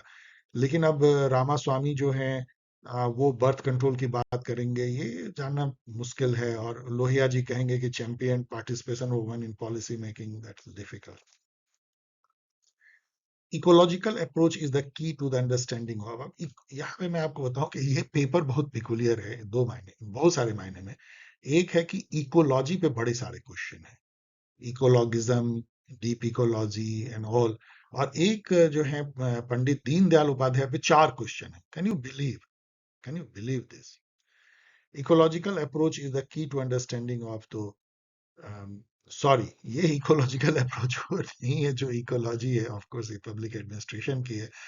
ये क्वेश्चन मुझे बहुत ही अच्छा लगा, क्योंकि इकोलॉजिकल अप्रोच जो है फ्रेडरिक्स की, आपको पता है, वो इसके फादर माने जाते हैं, और फ्रेडरिक्स जो है फादर सी कंपैरेटिव पब्लिक एडमिनिस्ट्रेशन के भी माने जाते हैं। एक ग्रुप थी CAG, कंपैरेटिव एडमिनिस्ट्रेशन ग्रुप, उसके वो चेयरपर्सन, ये फोर्ड फाउंडेशन ने इसको फंड किया था अमेरिका में। ये 10 साल तक 1960 से लेकर 70 तक जो है, ये इसके चेयरपर्सन रहे थे। तो इकोलॉजिकल अप्रोच तो यही कहता है ना कि जो पब्लिक एडमिनिस्ट्रेशन है, वो अपने सोशियो पॉलिटिकल कल्चरल इन्वायरमेंट या कॉन्टेक्स्ट से गाइडेड होता है, उसमें इम्बेडेड होता है, जैसा समाज वैसा पब्लिक एडमिनिस्ट्रेशन। इसलिए यदि पब्लिक एडमिनिस्ट्रेशन कि अमेरिका के पब्लिक एडमिनिस्ट्रेशन की इंडिया से आप तुलना नहीं कर सकते हो, क्योंकि कॉन्टेक्स्ट अलग अलग है, मतलब उसकी जो इन्वायरमेंट है, इकोलॉजी है, अलग है। तो इसके बेसिस पे जो है कंपैरेटिव पब्लिक एडमिनिस्ट्रेशन के शुरुआत हुई पढ़ाई की, कि सभी पब्लिक एडमिनिस्ट्रेशन को उसके अपने सोशल कॉन्टेक्स्ट के ही पर्सपेक्टिव में आपको एनालाइज या पढ़ना होगा। तो कंपैरेटिव पब्लिक एडमिनिस्ट्रेशन का ये फाउंडेशन डालता है। Arrange the following event related to Indian foreign policy in chronological order, ये सब बहुत घिसा पिटा है। अब देखो, पंसील से पहले कुछ नहीं हो सकता है इसमें। और एक्ट ईस्ट जो है 2014 में मोदी जी के बाद आता है, तो कुछ भी नहीं हो सकता है। तो यदि हम ये देखें तो डी डी सबसे बाद में, फिर यहाँ पे 3 ले लो और शुरुआत बी से। तो बी डी जो देखोगे तो बी डी, तो ये दो तो गायब हो गया। अब यहाँ देखो, यहाँ ए ई है, ई ए है, लेकिन यदि आप ए और ई को देखो तो गुजराल डॉक्ट्राइन 1996 में आ जाती है और न्यूक्लियर एग्रीमेंट 2008 में। तो क्या होगा, ए ई होगा, पहले ए फिर ई। यहाँ पे ई ए है, इसको हटा दो और ये ले लो। ये जो बैच करना है पब्लिक एडमिनिस्ट्रेशन का इजी है, क्योंकि गवर्नेंस वी ऑल नो कि process by which government power is exercise in the management of resources. ये वर्ल्ड बैंक ने ये डेफिनेशन दिया था गवर्नेंस का।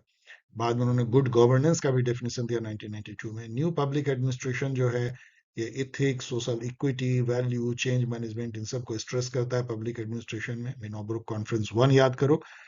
सिस्टम अप्रोच जो है वो पार्ट के इंटरेक्शन से जो होल बनती है उस पर फोकस करता है सिस्टम अप्रोच। तो एक ही बचता है पब्लिक चॉइस अप्रोच, जो है attack on the state monopoly in the provision of public goods and service. क्योंकि ये जो पब्लिक चॉइस अप्रोच इकोनॉमिक से गाइडेड था, नियो लिबरलिज्म की मार्केट जो प्रिंसिपल है, इकोनॉमिक प्रिंसिपल है, वो आना चाहिए पब्लिक सर्विस डिलीवरी में। पब्लिक चॉइस थ्योरी ये कहता है, पब्लिक पॉलिसी में पब्लिक चॉइस थ्योरी ये भी कहता है कि जो जो पब्लिक पॉलिसी बनाने वाले जो एक्टर हैं वो सब रैशनल एक्टर हैं, तो वो अपने सेल्फ इंटरेस्ट में जो है वो काम करते हैं, लेकिन फिर भी इंस्टीट्यूशनल सेटिंग में वो ऐसी पॉलिसी बनाते हैं जो सबके भले के लिए होती है। तो यदि इसको मिलाओगे तो आप देखोगे कि गवर्नेंस बी का 3, तो बी का 3 से तो कोई बात बनती नहीं, क्योंकि 3-3 है। लेकिन एनपीए जो है वो सी का 2, तो सी का 2, बी का 3, सी का 2, तो इससे भी जो है दो दो है यहाँ पे। तो सिस्टम अप्रोच डी का 1, यहाँ इससे बात बनती है, मतलब बहुत डीपर लेवल पे है जाकर के। यहाँ पे थोड़ा सा देख लेना कि कैसे पब्लिक चॉइस अप्रोच इससे मैच करता है। वेरी गुड टेक्स्ट, इसको पढ़ लेना। अब यहाँ पे जो स्टेट बनी है, किस क्रोनोलॉजी में बनी है, आप देखोगे आंध्र प्रदेश तो 1953 में ही बन जाती है, तो इससे पहले तो कोई होगा नहीं, तो डी से स्टार्ट होगा। और लास्ट जो है तेलंगाना, तो आपको पता है 2014 में बनी, 14 या 15 में, तो बी होगा। तो डी बी आप देखो, डी बी एक ही है, कोई कंपटीशन ही नहीं है, बाकी जानना भी नहीं है। यहाँ पे मैंने दे दिया है। Which of the following thinkers recognize the significance of informal group in promoting organization? ये लड्डू क्वेश्चन है, इसमें से कौन हो सकता है ह्यूमन रिलेशन के जो फादर हैं इल्टन मायो, क्योंकि वेबर होगा, टेलर, फायोल, ये सब तो सब क्लासिकल हैं, ये तो इनफॉर्मल ग्रुप की बात ही नहीं करेंगे, फॉर्मल ऑर्गेनाइजेशन की बात करते हैं ये तो। Identify the nodal institution for achieving sustainable development goal, ये बहुत जगह ये बताया गया कि नीति आयोग जो है वो नजर रखती है कि इंडिया में जो सस्टेनेबल डेवलपमेंट गोल जो 17 है उसके टारगेट कैसे कैसे अचीव हो रहे हैं नीति आयोग। क्रोनोलॉजिकल ऑर्डर में ये अगेन जो है इंटरनेशनल रिलेशन की क्वेश्चन है, लेकिन इसमें बिहेवियरल रिवॉल्यूशन भी डाल दिया गया जो पॉलिटिकल थ्योरी का है। तो ये तो 1950s में होता है बिहेवियरल रिवॉल्यूशन, ऐसे आप सेफली ले सकते हो। ये 1688-89 में होता है ग्लोरियस रिवॉल्यूशन, जहाँ पार्लियामेंट जो है ट्रायम्फ करता है राजा पे इंग्लैंड में। तब से वहां पार्लियामेंट्री डेमोक्रेसी है। बोल्शेविक रिवॉल्यूशन लेनिन ने किया था 1917 में, फ्रेंच रिवॉल्यूशन 1689 में, और अमेरिकन रिवॉल्यूशन उससे पहले शायद 1776 में। तो आप देखोगे इसमें से सबसे पहले क्या होगा, ई से स्टार्ट, उससे पहले तो कोई हुआ नहीं है ई यहाँ पे। और लास्ट कौन सा है, बिहेवियरल, ई ए। तो ई ए तो, ओ सॉरी, उससे पहले भी ब्लडलेस ग्लोरियस रिवॉल्यूशन है, इससे भी पहले, अमेरिकन रिवॉल्यूशन से पहले। तो इसको मैं चेंज करता हूँ बी ए।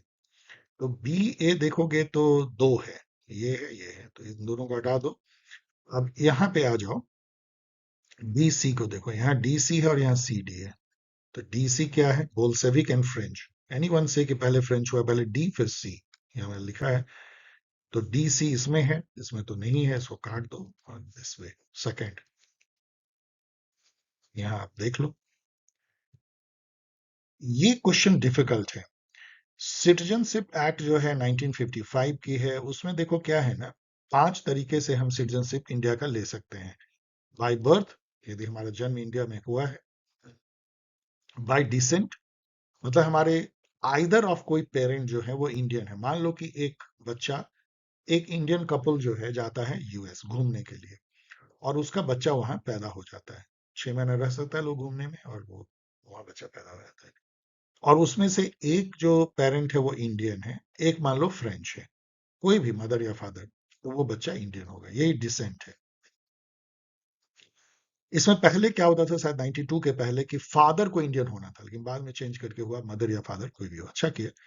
रजिस्ट्रेशन से भी होता है। मान लो कि कोई कोई मान लो लेडी है, कोई अमेरिका की, वो किसी इंडियन से शादी करती है और 7 साल इंडिया में रह जाती है, तो बाय रजिस्ट्रेशन जो है वो अपने स्पॉज के ग्राउंड पे वो इंडियन सिटीजन हो जाएगी। नेचुरलाइजेशन बहुत दिन यदि कोई रह जाए तो फिर वो एक प्रोसेस है, उसके थ्रू जो है। और यदि कोई टेरिटरी इंडिया ने इनकॉर्पोरेट कर लिया, जैसे बांग्लादेश से हमने कोई समझौता करके कुछ टेरिटरी हमने लिया है, तो उसके लोग भी हमारे सिटीजन बन जाएंगे। लेकिन ऐसा कुछ नहीं है कि यदि कोई ग्रैंड पेरेंट जो है वो पार्टीशन के टाइम में आइदर यदि सिटीजन ऑफ इंडिया थे तो आप बन जाओगे, ऐसा नहीं है। सिटीजनशिप अमेंडमेंट एक्ट में नहीं है। वैसे इससे रिलेटेड बहुत सारी बातें इंडियन कॉन्स्टिट्यूशन में है, वो समय का स्पेसिफिक था, लेकिन जो एक्ट बना सिटीजनशिप एक्ट 1955, उसमें ऐसा नहीं है। और प्रेसिडेंट कोई रिकमेंड कुछ है नहीं ऐसा, तो इसलिए ABC होगा। Difficult. Arrange the following event related to cold war, but ये आसान है, लेकिन आसान केवल उनके लिए है जो फुलटन स्पीच को मेरी तरह जानते हैं। ये स्पीच मैंने बहुत बार बताया है। यही वो फेमस स्पीच है वुडरो विल्सन का, sorry, no not Woodrow Wilson,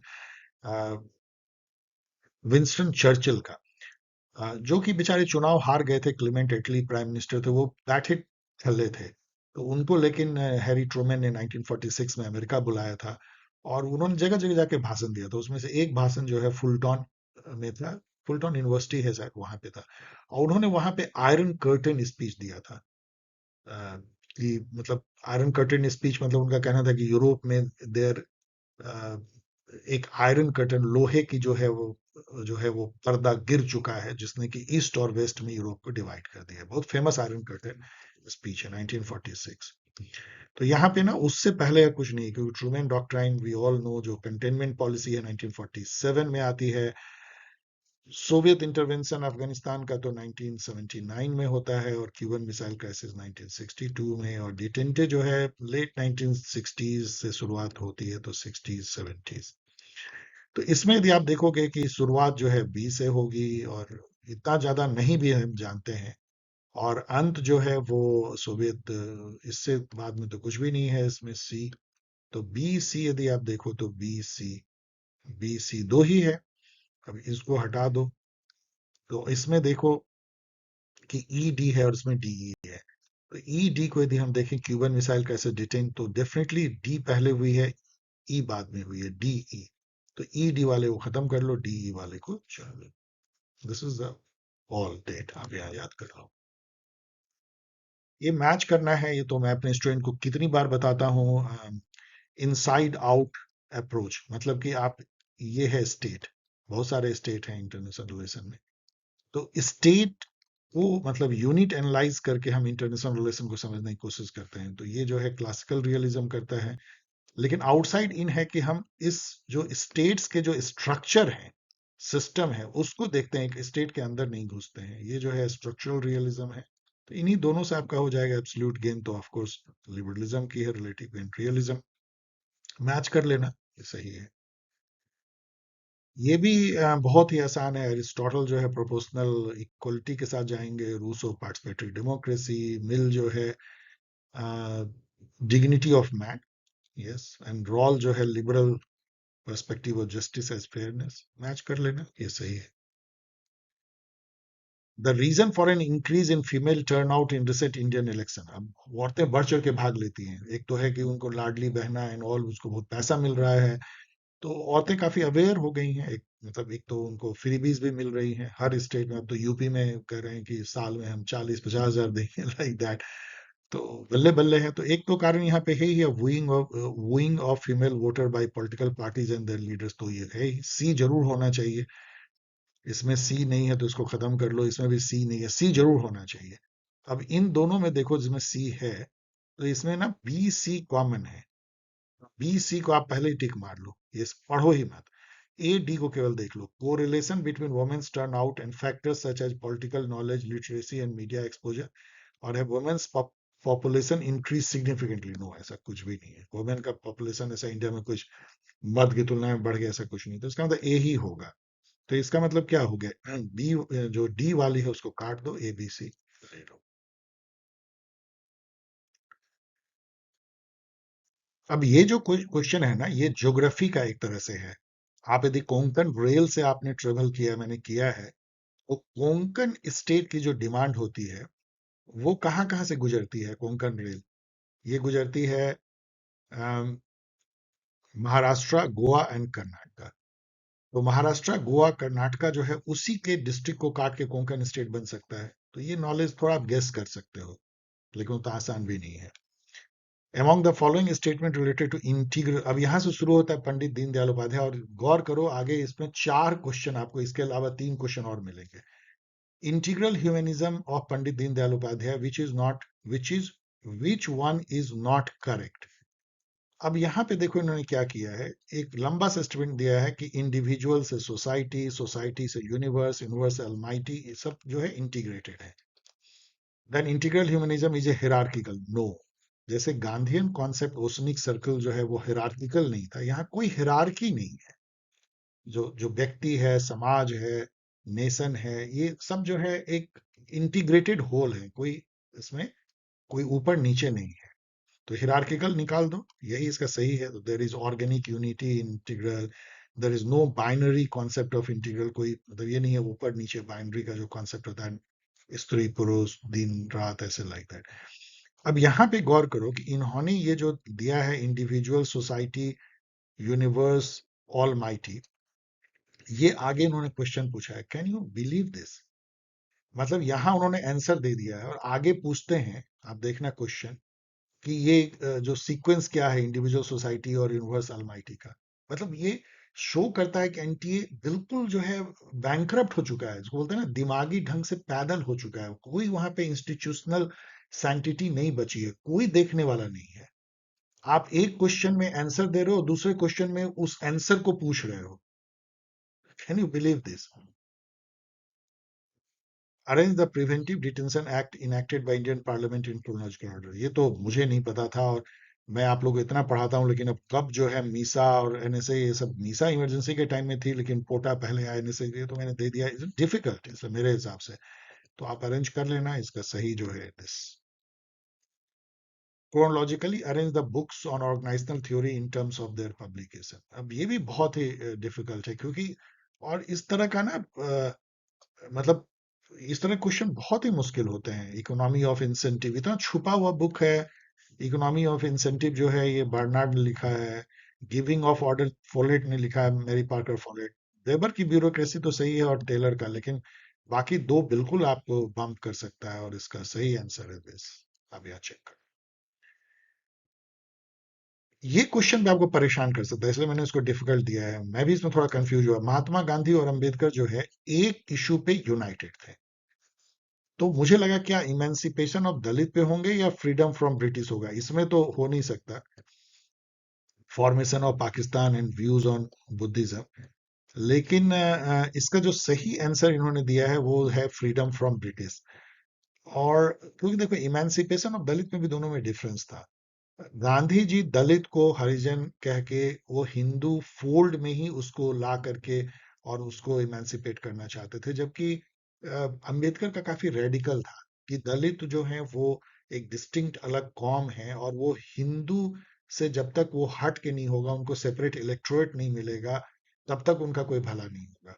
तो ये दोनों में फर्क था कि इमेंसिपेशन ऑफ दलित, लेकिन उतना डीपर तो पता नहीं उन्होंने क्या सोचा। लेकिन फ्रीडम फ्रॉम ब्रिटिश में भी डिफरेंस था। Where united in their um, sorry, sorry मैं गलत कह रहा हूँ, इसका सही आंसर जो इन्होंने दिया इमेंसिपेशन ऑफ दलित है, क्योंकि फ्रीडम फ्रॉम ब्रिटिश में भी डिफरेंस था, क्योंकि ये चाहते थे कि पहले दलित का क्वेश्चन सॉल्व हो तब फ्रीडम मिले, तो सोशल क्वेश्चन पहले सॉल्व हो तब पॉलिटिकल फ्रीडम मिले। गांधी जी कहना था कि पॉलिटिकल फ्रीडम ले लो, सोशल क्वेश्चन तो हम सॉल्व कर लेंगे। तो ठीक है, इमेंसिपेशन ऑफ दलित में दोनों सेम साथ थे, लेकिन मुझे तो नहीं लगता कि दोनों साथ थे, इसमें भी काफी डाइवर्जेंस था। इसको तो इनफैक्ट चैलेंज भी किया जा सकता है।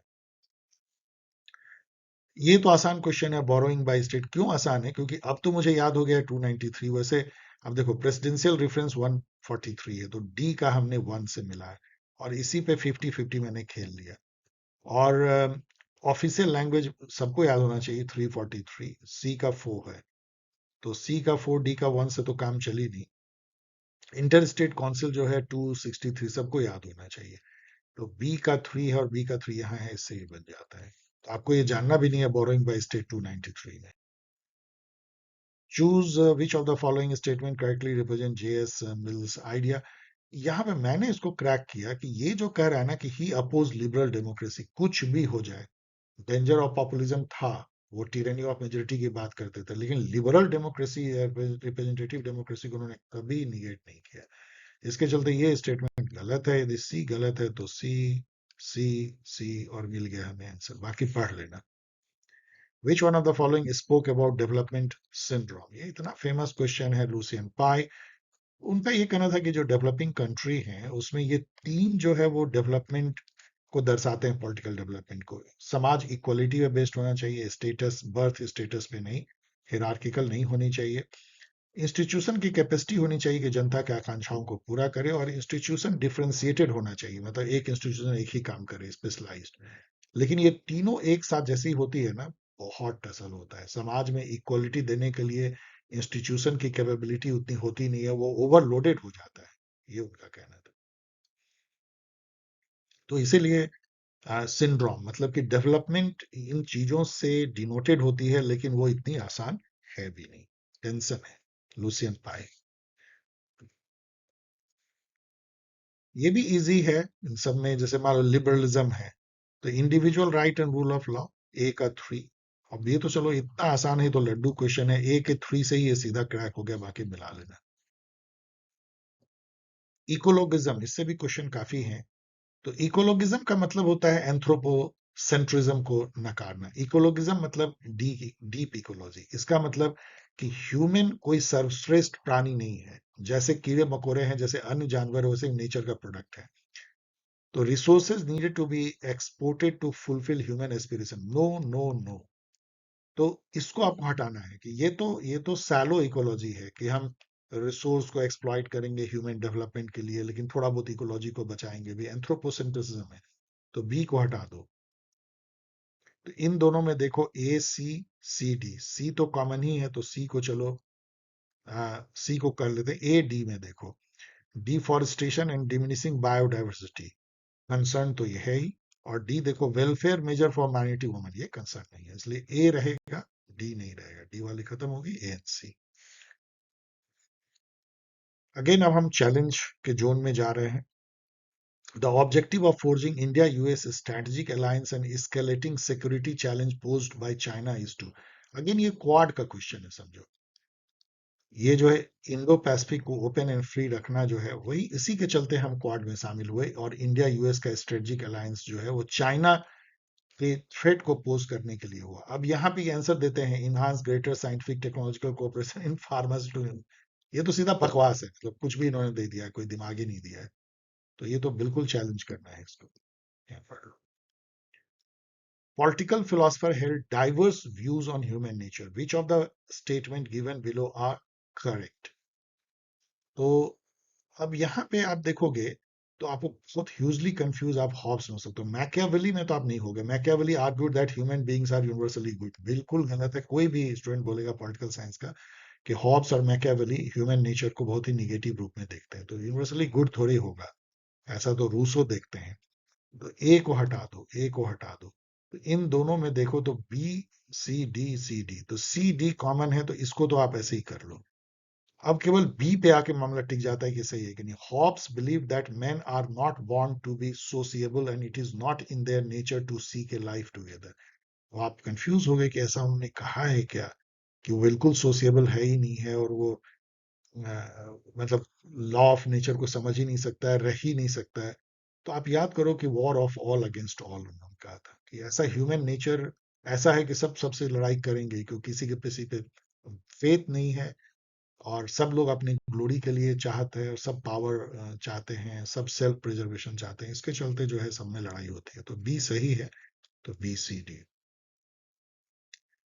अब यहाँ वही मैं क्वेश्चन कर रहा हूँ, देखो वहां उन्होंने जो है यही दे दिया, individual, Almighty, universe, society, integral, उसका जवाब उन्होंने वहां पे दे दिया था पीछे जो आपने देखा, और यहाँ वो क्वेश्चन पूछ रहे हैं।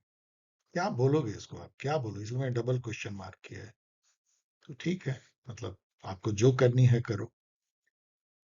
यहाँ पे देखो, ये जो पॉलिटिकल पार्टी और क्रोनोलॉजिकल ऑर्डर में है, तो ये तो इसको आप ऐसे समझ सकते हो, मतलब अगेन कि कौन पहले आया होगा, कि कांग्रेस फॉर डेमोक्रेसी जो है, ये 1977 में जगजीवन राम एंड अदर्स जो हैं वो छोड़ दिया था उन्होंने। तो ये तो 77 में आएगी। जनता दल जो है वो बीपी सिंह ने बनाया था, तो 89 सब में ही बनाया होगा, जब वो अलग हो गए थे राजीव गांधी से। तेलुगु देशम आपको पता होना चाहिए 1982 में जो है एन टी रामाराव ने बनाया था आंध्र प्रदेश में। तो ये जो है ये सब बाद में ही हुआ होगा। पताली, मक्कल, काटची जो है बाद में हुआ होगा, 90s में ये सब हुआ होगा, क्योंकि डीएमके एआई डीएमके के बाद कुछ कुछ वहां बनी है। तो अब सारा मामला टिक जाता है कि क्या जनता दल पहले बनी या झारखंड मुक्ति मोर्चा। झारखंड मुक्ति मोर्चा, आपको याद करो कि ये 80s में जो है ये आंदोलन करते थे, तो इसका मतलब है कि 80s से पहले हुई होगी। और जनता दल तो 1989 में हुई है, तो इसका मतलब ये उससे पहले तो हुई ही होगी, कभी भी हो। तो ए से शुरुआत होगी, और सबसे बाद में जो है ये बना होगा, क्योंकि ये 90s वाला मामला है। तो ए ई यदि हम देखें, तो ए ई जो है एक ही है, लेकिन ऐसा गेस करना थोड़ा डेंजरस भी है, 50-50 है। यहाँ पे आप देख लो, जेएमएम 1973 में ही बन जाती है। किसने किसने बनाया था, ये थोड़ा रट लेना, ये इंपॉर्टेंट है। अगेन ये गफलत करते हैं इस क्वेश्चन में। डीकोलोनाइजेशन जो है वो किस किस फैक्टर से हुई। अब देखो, external pressure from external power तो था ही, अमेरिका एंड रसिया उसे हमें बिल्कुल अपोज करते थे। सेकेंड वर्ल्ड वॉर है, इकोनॉमिक क्राइसिस भी थी, क्योंकि 1930s के बाद जो इकोनॉमिक डिप्रेशन हुआ था, यूरोप इतना टूट चुका था कि उसके पास पैसे नहीं थे कि अब जो है वो उतनी दूर से शासन करे। नेशनल लिबरेशन मूवमेंट भी हर जगह चल रही थी। सोवियत एम्पायर का डिस्टिंग्विशन बहुत बाद में हुआ, तो ए बी सी डी इसका होना चाहिए मेरे हिसाब से, और इन्होंने जो है ए बी डी दिया है। इकोनॉमिक क्राइसिस को हटा दिया, जो कि बिल्कुल एक कारण था, पैसे नहीं थे यूरोप के पास में अपने कॉलोनी को संभालने के लिए। तो इसको भी चैलेंज कर सकते हो आप, इसको भी चैलेंज करना चाहिए। सॉरी, ये तो वही है इकोनॉमिक क्राइसिस का मैंने यहाँ पे आपको जस्टिफिकेशन दिया है, आप इसको लिख सकते हो। यहाँ पे देखो, आर्टिकल है, ये तो आसान है। अब आप देखो, फाइनेंस कमीशन जो पंचायत या म्यूनिसिपैलिटी के लिए जो है, तो पंचायत का जो है आई से है, तो बी का 1 से देखो, बी का 1 से आप जो है 50-50 गेम खेल लेते हो। ए से सब कुछ हो जाएगा। रिजर्वेशन यदि हम देखें म्यूनिसिपैलिटी में, तो चलो ये तो थोड़ा डिफिकल्ट है कि टी होगा, लेकिन आप गेस कर सकते हो। लेकिन 16-4 आप जरूर गेस कर सकते हो, कि जो रिजर्वेशन जो दी गई हैं वो इक्वालिटी इन पब्लिक एम्प्लॉयमेंट को नहीं इन्फ्रिंज करता है, ऐसा लिखा गया 16-4। बहुत फेमस आर्टिकल है, तो सी का 2, तो सी का 2 यहाँ पे है, इससे इसको टिक मार लो।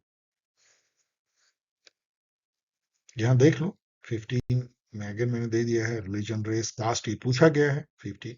और 15-3 में है, nothing in this article shall prevent the state from making any special provision for women children, जो यहाँ पे है। इसको भी चैलेंज करो, क्योंकि रियलिज्म जो है माइकल, रियलिज्म जो है केनेथ वॉल, जो कि स्ट्रक्चरल रियलिज्म के फादर हैं। लिबरलिज्म माइकल डॉयल के साथ जाएगा, जो उन्होंने नहीं किया, इसके चलते ही गलत हो गई है।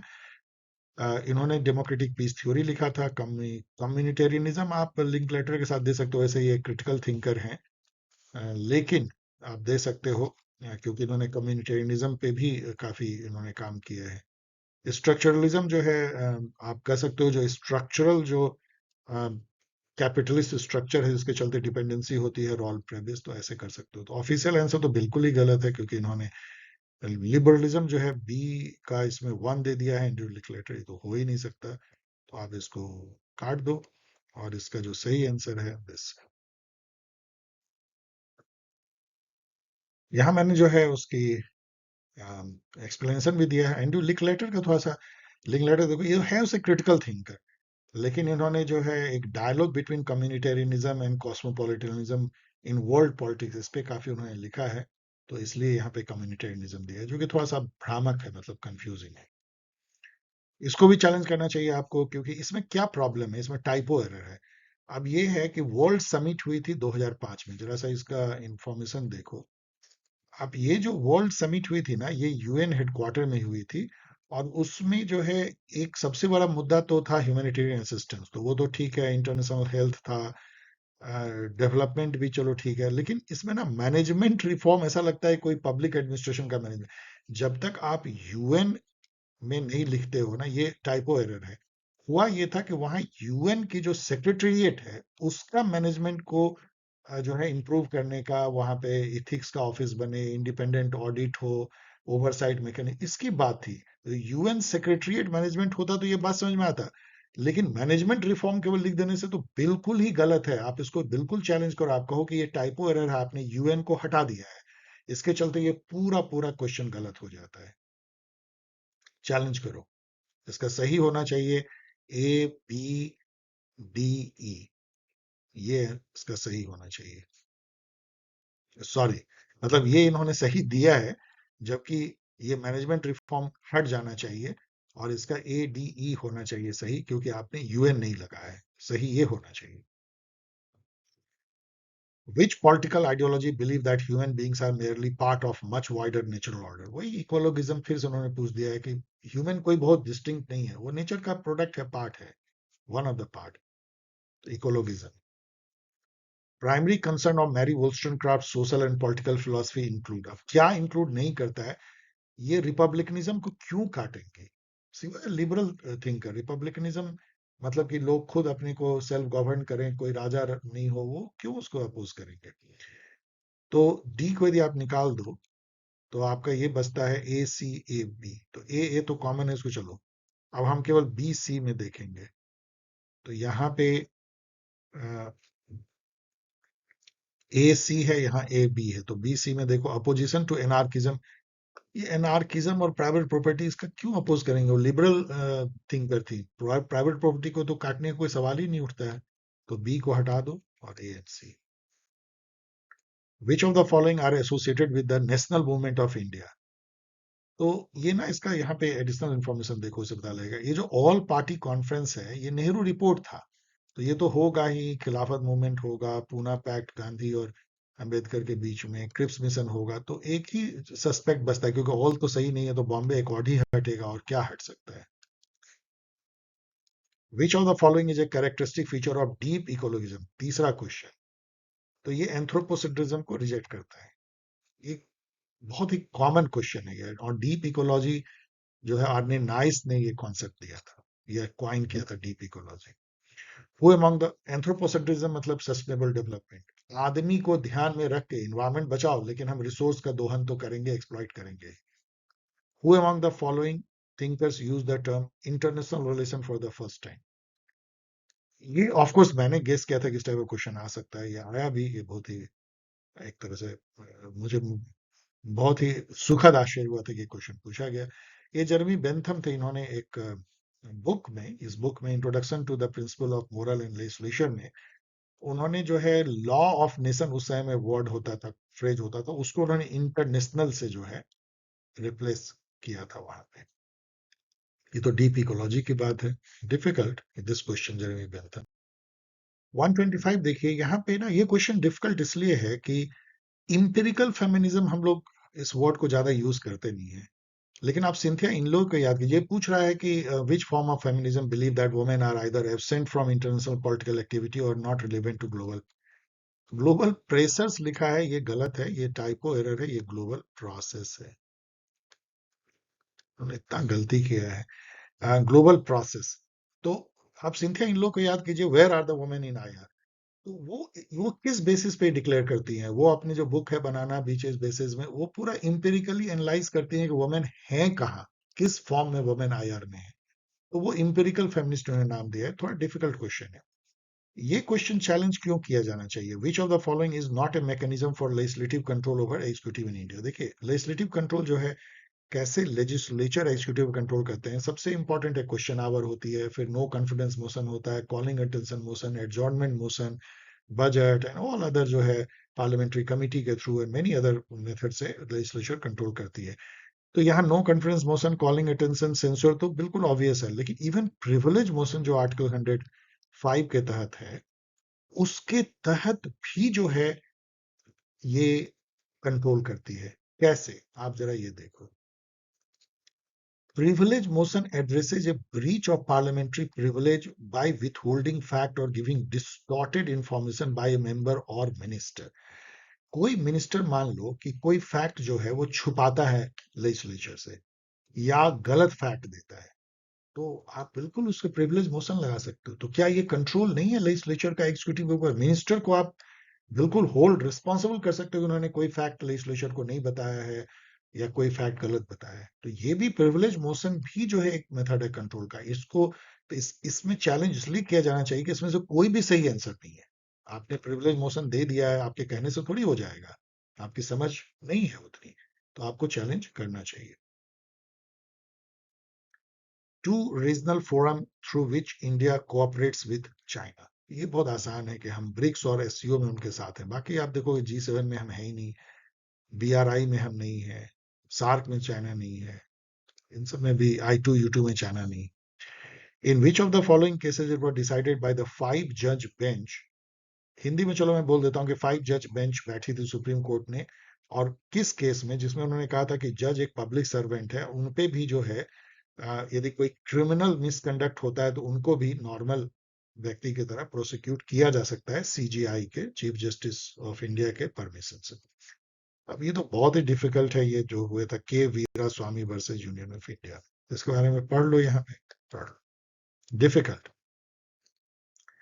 Which thinker's philosophical system can be divided into 3 parts? The science of logic, philosophy of nature and philosophy of spirit. जैसे ही philosophy of spirit आए हेगल, सोचना भी नहीं है। अब ये कहाँ कहाँ से लिया, इस टाइप के क्वेश्चन पूछे जाते हैं। मिसाइल कहाँ से लिया है हमने, किस टाइप का फाइटर जेट? तो मिराज जो है वो फ्रांस से लिया है। वी ऑल्सो नो जगुआर हमने यूके से लिया है। S-400 जो सिंदूर ऑपरेशन में काफी काम आया था, रसिया से लिया। और F-16 जो है वो यूनाइटेड स्टेट से मिला है हमें। हमें नहीं लगता कि यार हाँ ये बनाती है, पाकिस्तान को दिया है इन्होंने। तो आप मैच कर लो, आसान होना चाहिए।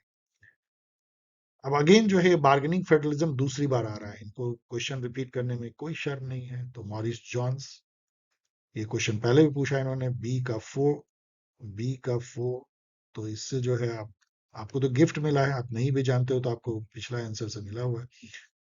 और ए का 2 इन्होंने पहले ही बता दिया कि ये बी का 4 होगा तो ए का 2 होगा, उसका मतलब Granville Austin.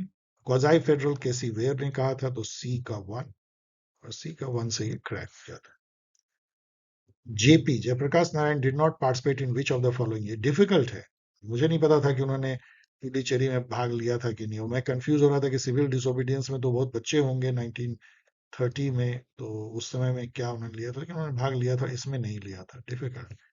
Which of the following term is articulated as a nation's conscience in the idea of Deen Dayal Upadhyay? तीसरा क्वेश्चन। तो ये दीनदयाल उपाध्याय की जो चिति है, नेशन है जो चिति, चिति को आप सोल समझ सकते हो, आत्मा समझ सकते हो। जो अर्नेस्ट रेनर ने कहा था, सोल, नेशन का एक सोल होता है, तो चिति। Which of the following is not related to China? Salami slicing technique क्या होता है ना, जब आप जैसे मान लो मीट कट करते हो, आप देखोगे वो लटकी रहती है। फॉरेन में, लंदन लंदन में आप काफी देखोगे तो मीट का ऐसे पूरा लटका रहेगा, और उसको स्लाइस थोड़ा थोड़ा काटते हैं और उससे आपको कुछ बना के देते हैं, तो सलामी। तो जैसे इन्होंने गलवान में क्या किया, थोड़ा सा हमारा जमीन हड़प लिया, मतलब ये ना, एक साल में मान लो कि आधा किलोमीटर घुसा है, ऐसे ये ना धीरे धीरे करके हड़पते हैं ये जमीन। तो सलामी स्लाइसिंग स्ट्रेटजी, पता ही भी नहीं चलेगा आपका, उन्होंने 10 किलोमीटर जमीन के अंदर घुसा है। वॉल्फ वेरियर डिप्लोमेसी है, खुद ये कहते हैं कि हम लोग जो है वोल्फ वैरियर मतलब हम एकदम लड़ाकू भेड़िए के जैसे हम इंटरनेशनल रिलेशन में हैं, चालाक। और मिडिल किंगडम कॉम्प्लेक्स मतलब ये है कि हम दुनिया के सेंटर में हैं। ये बहुत समय से इनका है कि ये किंगडम ऑफ हेवन है और मिडिल किंगडम है, हम ही राज करेंगे। तो ये तीन है, तो मैनिफेस्ट डायनेस्टी बिल्कुल नहीं होगी, लेकिन आगे आपको बताएंगे मैनिफेस्ट डायनेस्टी क्या है। 5 जोनल काउंसिल जो स्टैब्लिश हुई थी वो किस से, क्या कोई कॉन्स्टिट्यूशन? नहीं, ये स्टेट रिऑर्गेनाइजेशन एक्ट जो बनी थी एसआरसी उससे हुई थी। ये बहुत ही इंपॉर्टेंट फीचर। और ये भी जान लो कि जोनल काउंसिल के जो चेयरपर्सन होते हैं वो होम मिनिस्टर है, ना कि प्राइम मिनिस्टर, जबकि इंटर स्टेट काउंसिल के प्राइम मिनिस्टर है। तो मैनिफेस्ट डायनेस्टी के बारे में पढ़ लो। ये क्वाइन किया था एक जर्नलिस्ट थे सुलिवान, उन्होंने किया था 1845 में। और ये था कि अमेरिका जो है उसको अधिकार है कि वो साउथ अमेरिका के मैक्सिको और अदर की जमीन हड़प करके अमेरिका को जो है कोस्ट टू कोस्ट फैला दे। आपको ये जानना चाहिए कि आज जो स्टेट जिसपे अमेरिका नाज करती है, कैलिफोर्निया, सिलिकॉन वैली है, एरिजोना, न्यू मैक्सिको, उटा, नेवाडा, टेक्सास, ये सब इनका पता है छीना हुआ है। और अधिकतर इसमें से मैक्सिको से छीना है इन्होंने। मैक्सिको का ये सब पार्ट था, उसको इन्होंने हथियाया लड़ाई के बल पे और अपने में मिला लिया। That was the manifest dynasty. ये हमारी, सॉरी, डेस्टिनी, ये हमारी डेस्टिनी है कि हमको इतना सारा चाहिए। और यही बात जो है, लगभग यही बात जो है वो हिटलर कहना शुरू कर दिया था। लेबनस्राम उन्होंने कहा था। लेबनस्राम मतलब कि हर नेशन को सांस लेने के लिए एडिक्वेट जमीन चाहिए। तो हमारा मतलब कि सांस घुट रहा है क्योंकि हम बहुत ही बड़े राष्ट्र हैं, हमको जमीन कम है।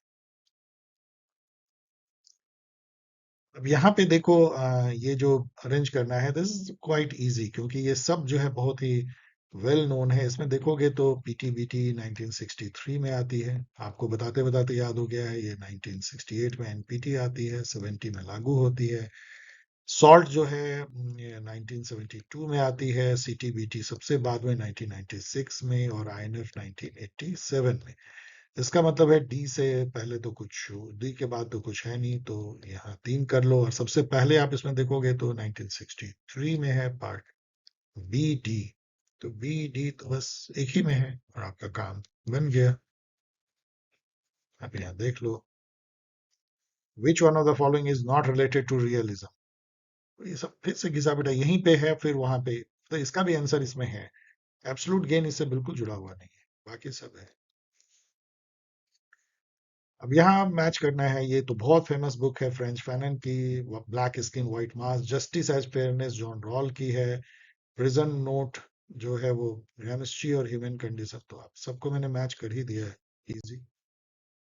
The provision for two separate commissions for scheduled caste and scheduled tribe was provided by which amendment? ये बहुत ही अच्छा क्वेश्चन है। 89th अमेंडमेंट जो है इसका देख लो।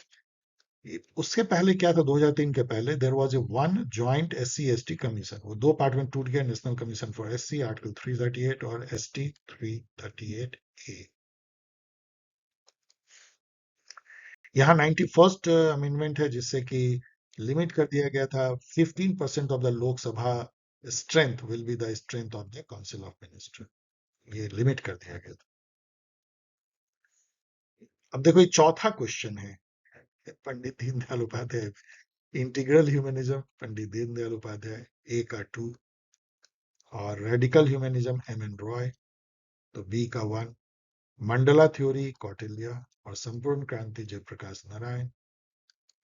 4 question, can you believe this? अब ये कंप्रीहेंशन का क्वेश्चन तो चलो बहुत आसान होता है, लेकिन इसमें इन्होंने ऐसा गफलत किया है कि आपको शर्म आ जाएगी, आपको शर्म आ जाएगी एज ए स्टूडेंट कि आप इस सिस्टम के पार्ट हो। हम लोग है ना इस सिस्टम के पार्ट। एनटीए को हम लोग देखते हैं, we look up to NTA. हर 6 महीने पे यूजीसी नेट होगा, सीयूटी पीजी होगा, नीट होगा, और वो देखो क्या करती है। अब यहाँ पे देखो, ये सब तो बहुत आसान है, इसको कोई छोड़ दो। लेकिन यहाँ देखो, inter state relationship in Kautilya अर्थशास्त्र इज टर्म्ड एज, उन्होंने साफ साफ कहा है मंडला थ्योरी, और कुछ है भी नहीं। और इन्होंने क्या, दुर्गा लंब भाप या क्या कुछ भी दे दिया है। इसको चैलेंज करो। इसके अलावा ये एक बहुत क्लासिक है, सबसे क्लासिक इस पूरे पेपर में ये है। ये एक कंप्रीहेंशन है, इसको आप 50 बार भी पढ़ जाओ तब भी आपको समझ में नहीं आएगा कि ये क्वेश्चन कहाँ से पूछ रहे हैं। इन्होंने पांचों का पांचों क्वेश्चन कहीं और से पूछ दिया है। इस पैराग्राफ में है ही नहीं। इसमें तो केवल आपको ये लिखना है कि none of the question in this comprehension is from the paragraph, it is from somewhere else। इसीलिए आउट ऑफ पैराग्राफ है, इसलिए पूरी तरीके से ये क्वेश्चन ही इनवैलिड है, आंसर का तो कोई मतलब ही नहीं है। All challenge, all challenge, all 5 के 5 चैलेंज यहाँ हो गए, तो 6 कंप्रीहेंशन में मैं कभी इमेजिन नहीं कर सकता था कंप्रीहेंशन में भी ये इतनी बड़ी गलती करेंगे। अब डियर स्टूडेंट, कट ऑफ पे क्या बात करें आज? मुझे लगता है मुझे बात नहीं करनी चाहिए। पहले ये 15 मैंने तो ट्वीट भी किया है, शायद देखेंगे इसके जो बहुत ही डायनेमिक ऑफिसर हैं, मुझे बताया गया है he will definitely look into it, और मुझे लगता है उनको कुछ रेमेडियल मेजर लेनी चाहिए, क्योंकि 15-15 क्वेश्चन को चैलेंज करने का क्या मतलब है? इतने इतने पैसे कौन बच्चे देगा? आपको खुद ही जो है कुछ करना चाहिए, या तो आप क्या करोगे? आई डोंट नो, रीटेस्ट लेना चाहिए। आप ओपिनियन में बताइए, कमेंट में बताइए, आई डोंट नो। बहुत बच्चे रीटेस्ट से भी दुखी हो जाएंगे, लेकिन सब लोग क्यों चैलेंज करें? खुद ही आप कुछ कीजिए। इसमें ना डिफिकल्ट क्वेश्चन 20 है, मैंने काउंट किया, मैंने आपको दे भी दिया है, डिफिकल्ट, मीडियम, मतलब medium level and easy level, difficult level. तो 20 डिफिकल्ट क्वेश्चन, लेकिन 15-16 क्वेश्चन तो चैलेंज करने लायक है, तो क्या कहोगे आप?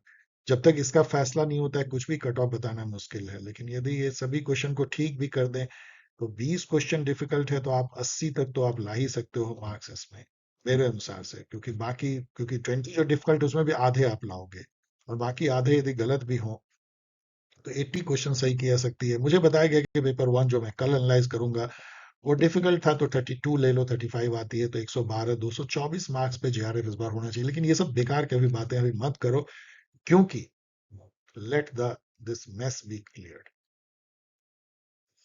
Okay dear student, thanks for watching, और यदि आपको वीडियो पसंद आया तो प्लीज लाइक कीजिए, शेयर कीजिए, कमेंट कीजिए, क्योंकि उससे ही जो मेरा पैशन बना रहेगा, और आपको और कई कई स्टूडेंट को इससे फायदा होगा। और यदि आप फाउंडेशन बैच जो भी जस्ट स्टार्ट हुई है यूजीसी नेट दिसंबर साइकिल के लिए ज्वाइन करना चाहते हैं, तो इसका रजिस्ट्रेशन ऑन है। आप मेल करें अपना नेम, टेलीग्राम आईडी और मोबाइल नंबर polschelp@gmail.com पे, और इस तरीके से website is paulsciencehelp.in, email paulsciencehelp@gmail.com, Telegram channel जो है @paulsciencehelp है, और ट्विटर @paulsciencehelp। हमसे जुड़े, अपने क्वेश्चन पूछें, अपनी सलाह, मैं कोशिश करता हूं आपके सवालों के जवाब देने। चलिए मिलेंगे किसी एक और वीडियो के साथ, तब तक के लिए take care, bye, good wishes.